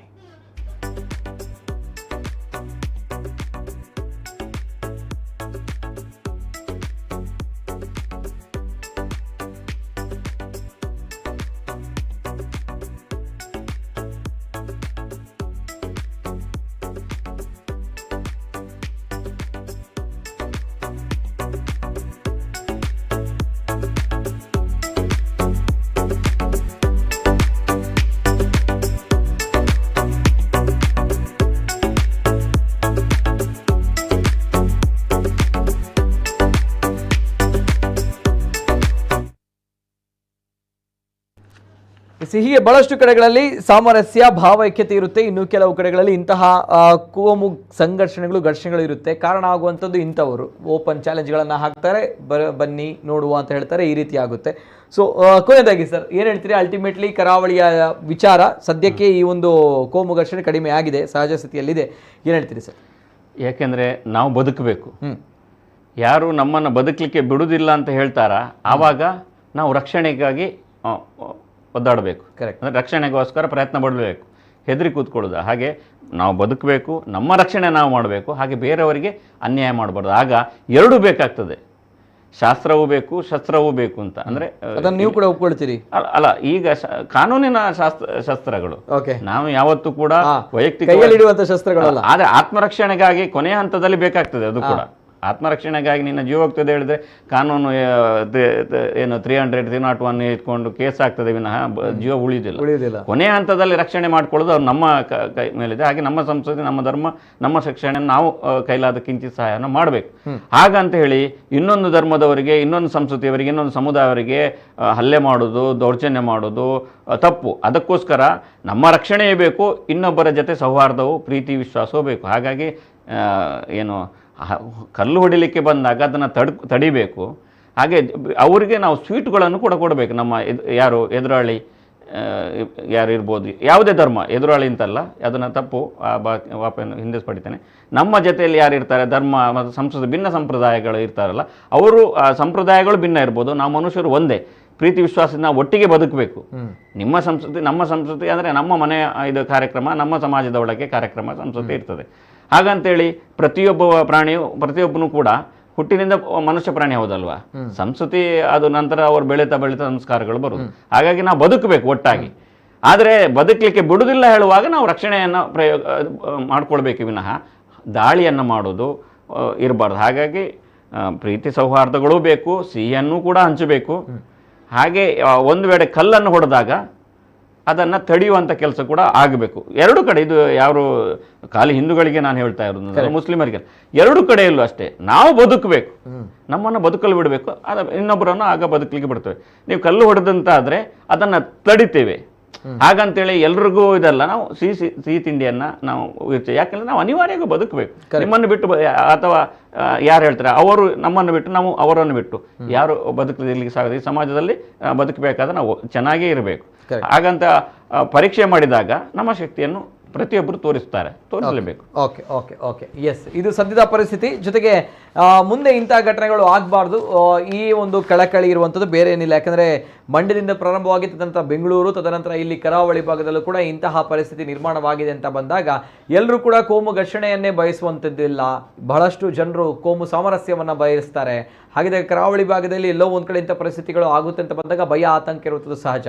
ಆದರೆ ಈಗ ಬಂಟ್ವಾಳದಲ್ಲಿ ಅಂದರೆ BC ರೋಡ್ನಲ್ಲಿ ಈ ಪರಿಸ್ಥಿತಿ ಹತೋಟಿಗೆ, ಕಂಟ್ರೋಲ್ಗೆ ಬಂದಿದೆ. ಜೊತೆಗೆ ಅಟ್ ದ ಸೇಮ್ ಟೈಮ್ ಸುರತ್ಕಲ್ನಲ್ಲೂ ಕೂಡ ಈ ರೀತಿ ಕಲ್ಲನ್ನು ಬಿಸಾಡ್ತಾರೆ ಅಂತ ಬಂದಾಗ ಏನಾಗ್ತಾ ಇದೆ ಕರಾವಳಿ ಭಾಗಕ್ಕೆ, ಏನಾದರೂ ಮತ್ತೆ ಈ ರೀತಿಯ ಸಮಸ್ಯೆಗಳು ಹುಟ್ಟು ಹಾಕುತ್ತಾ ಈ ಕಿಚ್ಚು ಹಬ್ಬುತ್ತಾ ಅಂತ ಬಂದಾಗ ಇಲ್ಲ. ಸದ್ಯದ ಪರಿಸ್ಥಿತಿ ಪೊಲೀಸ್ ಡಿಪಾರ್ಟ್ಮೆಂಟ್ ಒಳ್ಳೆಯ ಕಾರ್ಯವನ್ನು ಮಾಡಿದೆ. ಜೊತೆಗೆ ತಪ್ಪಿತಸ್ಥರು ಯಾರಿದ್ದಾರೆ, ನಿಜವಾದ ಆರೋಪಿಗಳು ಯಾರಿದ್ದಾರೆ, ಅನ್ಯಾಯ ಯಾರು ಮಾಡ್ತಾರೆ ಅವರ ಮೇಲೆ ಶಿಕ್ಷೆಯನ್ನು ಸರ್ಕಾರ ತೆಗೆದುಕೊಳ್ಳಲೇಬೇಕಾಗುತ್ತೆ. ಇಲ್ಲದಿದ್ದರೆ ಸರ್ಕಾರಕ್ಕೆ ಒಂದು ಕಪ್ಪು ಚುಕ್ಕೆ ಇರುತ್ತೆ. ಆ ಕಪ್ಪು ಚುಕ್ಕೆ ಮುಂದುವರಿತಾ ಹೋಗುತ್ತೆ. A1 ಆರೋಪಿಗಳು ಯಾರ್ಯಾರು ಆಗ್ತಾರೆ, ಜೊತೆಗೆ ಕಲ್ಲು ಬಿಸಾಡಿದವರು, ಪೆಟ್ರೋಲ್ ಬಾಂಬ್ಗಳನ್ನು ಬಿಸಾಡಿದವರು, ಅವರು ಎಲ್ಲೋ ಇದ್ದಾರೆ ಅಂತ ಬಂದಾಗ ಅವರನ್ನು ಮೊದಲು ಹಿಡಿದು ಹೊಡಿಬೇಕು ಅಂದ್ರೆ ಕಾನೂನಲ್ಲಿ. ಸೊ ಆ ರೀತಿ ಇದ್ದಾಗ ಅಲ್ಲ, ಅದು ಪ್ರತಿಯೊಬ್ಬರ ಏನು ಸಾರ್ವಜನಿಕ ಆಸ್ತಿ ಸಂಪತ್ತನ್ನು ಹಾಳು ಮಾಡುವಂಥದ್ದು ತಪ್ಪೇ, ನೋಡೋಟ್. ಉತ್ತರ ಪ್ರದೇಶದಲ್ಲಿ ಯಾವ ರೀತಿ ಕಾನೂನು ಇದೆ, ಸೊ ಆ ರೀತಿಯ ಕಾನೂನು ಈ ಭಾಗದಲ್ಲಿ ಬಂದರೆ ಈ ಒಂದು ಪರಿಸ್ಥಿತಿಗಳಿಗೆ ಸ್ವಲ್ಪ ಮಟ್ಟಿಗೆ ರಿಲೀಫ್ ಸಿಗ್ಬೋದು. ಯಾಕಂದರೆ ಅಲ್ಲಿ ನಾನು ನೋಡಿದಾಗ ಒಂದು ಗಾರ್ಮೆಂಟ್ ಟೆಕ್ಸ್ಟೈಲ್ ಅಂದರೆ ಒಂದು ಶಾಪ್, ಅಂದರೆ ವಸ್ತ್ರ ಮಳಿಗೆಯವರು, ಪಾಪ ಆ ವ್ಯಕ್ತಿ ಕೂಗ್ತಾ ಇದ್ರು ಗ್ಲಿಟರರಿ ಅಂದರೆ ಎಲ್ಲವನ್ನ ಕಳೆದುಕೊಂಡು ಬಿಟ್ಟೆ ಅನ್ನೋದು, ಎಲ್ಲವೂ ಕೂಡ ಡ್ಯಾಮೇಜ್ ಆಯ್ತು, ಎಲ್ಲವೂ ಕೂಡ ಬೆಂಕಿಗೆ ಆಯ್ತು ಅಂತ ಹೇಳಿ. ಈ ಕಿಡಿಗೇಡಿಗಳಿಗೆ ಅದರ ರೆಸ್ಪಾನ್ಸಿಬಿಲಿಟಿ ಗೊತ್ತಿಲ್ಲ. ಆ ರೀತಿ ಕಷ್ಟಪಟ್ಟು ಶ್ರಮಜೀವಿಗಳಾಗಿ ದುಡಿದು ಗೊತ್ತಿಲ್ಲ ಇವ್ರುಗಳಿಗೆ. ಎಷ್ಟು ಸ್ತ್ರೀಯರು, ಮಹಿಳೆಯರು ಅದನ್ನ ಸೀರೆಯನ್ನು ಹಾಕಿ ಅದನ್ನ ದಗದಗಿಸಿ ಅಂತವರಿಗೆ ಹೇಳುವಂತದ್ದು ತಕ್ಕ ಶಿಕ್ಷೆ ಆಗ್ಲೇಬೇಕು. ಸೊ ಅಂತಹ ಕಿಡಿಗೇಡಿಗಳು ಯಾರಿದ್ದಾರೆ ನೋಡಿ, ತಕ್ಕ ಶಿಕ್ಷೆ ಆಗ್ಲೇಬೇಕು. ಸೊ ಅದನ್ನ ಬಿಟ್ಟು ಗಣೇಶನನ್ನ ಕೂರಿಸಿದ್ದಾರೆ ಅಂತ ಹೇಳಿ ಅವರ ಮೇಲೆ A1 ಆರೋಪಿಗಳಂತ ಹೇಳಿ ಕೇಸ್ ಫಿಟ್ ಮಾಡುವಂಥದ್ದು ಅದು ನಿಜವಾಗ್ಲೂ ಕೂಡ ಸರ್ಕಾರಕ್ಕೆ ಒಂದು ಟ್ಯಾಗ್ ಇದೆ. ಆ ಟ್ಯಾಗ್ ಲೈನ್ ಮತ್ತೆ ತಾವುಗಳು ಗಟ್ಟಿ ಮಾಡ್ತಾ ಇದ್ರಿ ನೋಡೋಕೆ. ಸೊ ಆ ರೀತಿ ಯಾವತ್ತೂ ಕೂಡ ಮಾಡಬೇಡಿ. ನಿಜವಾಗ್ಲೂ ಅನ್ಯಾಯ ಯಾರು ಮಾಡ್ತಾರೆ ಅವರಿಗೆ ತಕ್ಕ ಶಿಕ್ಷೆಯನ್ನು ಕೊಡಲೇಬೇಕು. ಇನ್ನು ಕೆಲವರು ಹೇಳ್ತಾರೆ MLAಗಳು ಆ ಒಂದು ಬೀದಿಯಲ್ಲಿ ಬರಬಾರ್ದಿತ್ತು ಅನ್ನುವಂತಹ ವಿಚಾರವನ್ನ ಹೇಳ್ತಾರೆ, ಅಥವಾ ಆ ರೀತಿ ಮಾಡಿದ್ರು, ಈ ರೀತಿ ಮಾಡಿದ್ರು. ಅಲ್ಲ ಸ್ವಾಮಿ, ತಾವುಗಳು ಕೂಡ ಸರಿಯಾಗ್ತಾ ಇದ್ದಿದ್ರೆ, ಎಲ್ಲರನ್ನು ಕೂಡ ಒಂದೇ ತಕ್ಕಡಿಯಲ್ಲಿ ನೋಡ್ತಾ ಇರ್ತಿದ್ರೆ ಈ ಪರಿಸ್ಥಿತಿಗಳು ನಿರ್ಮಾಣ ಆಗ್ತಾ ಇರಲಿಲ್ಲ ಬಹುಶಃ. ಯಾಕಂದ್ರೆ A1 ಆರೋಪಿಗಳು ಅಂತ ಹೇಳಿ ಯಾರನ್ನೋ ಫಿಟ್ ಮಾಡ್ತೀರಿ, ಅನ್ಯಾಯ ಮಾಡ್ತಾರೆ. ಅಂದ್ರೆ ಇಬ್ರು ಕಡೆಯಿಂದ ತಪ್ಪಿದೆ, ನೋಡೋಟು ಇಬ್ರು ಕಡೆಯಿಂದ ತಪ್ಪಿದೆ, ಇಲ್ಲ ಅನ್ನುವಂಥದ್ದಿಲ್ಲ. ಆದ್ರೆ ನಿಜವಾಗ್ಲೂ ಪೆಟ್ರೋಲ್ ಬಾಂಬ್ ಬಿಸಾಡಿದವರನ್ನ, ಕಲ್ಲು ಬಿಸಾಡಿದವರನ್ನ ತಾವುಗಳು ಬಿಟ್ಬಿಡ್ತೀರಿ ಅಂತ ಬಂದಾಗ, ಗಣೇಶನನ್ನ ಕೂರಿಸಿದವರನ್ನ ತಾವುಗಳು ಆರೋಪಿಗಳನ್ನ ಮಾಡ್ತೀರಿ, A1 ಆರೋಪಿಗಳನ್ನ ಮಾಡ್ತೀರಿ ಅಂತ ಬಂದಾಗ ಸರ್ಕಾರದ ಮೇಲೆ ಬಹಳಷ್ಟು ಚರ್ಚೆಗಳು ಹುಟ್ಟಾಕುತ್ತೆ. ಈ ಎಲ್ಲ ರಾಜಕೀಯ ಕೆಸರಚಾಟಗಳ ನಡುವೆ ಹಿಂದೂಗಳು ಬೇರೆ ಅಲ್ಲ, ಮುಸಲ್ಮಾನರು ಬೇರೆ ಅಲ್ಲ, ಕ್ರೈಸ್ತರು ಬೇರೆ ಅಲ್ಲ ಅನ್ನುವಂಥ ರೀತಿಯಲ್ಲಿ ನಾವುಗಳು ಇಲ್ಲಿ ಬದುಕ್ತಾ ಇದ್ದೀವಿ. ಸಂಘನಿಕೇತನದ ಗಣಪನಿಗೆ ಕ್ರೈಸ್ತ ಬಾಂಧವರು ಬಂದು ಅವರು ಪೂಜೆಯನ್ನು ನೀಡ್ತಾರೆ.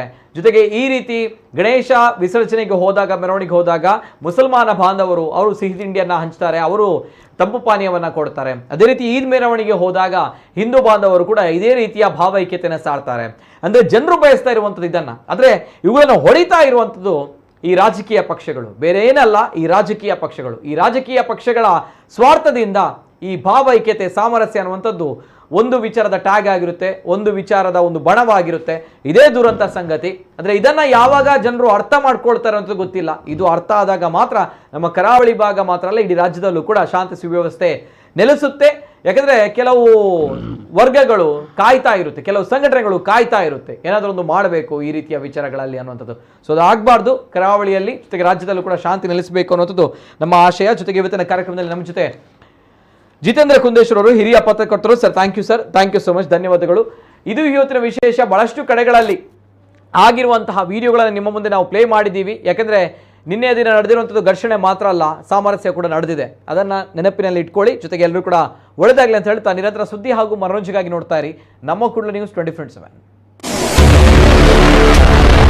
ಎಲ್ಲೇ ಮೀರಿದಂತಹ ಮುಸಲ್ಮಾನರು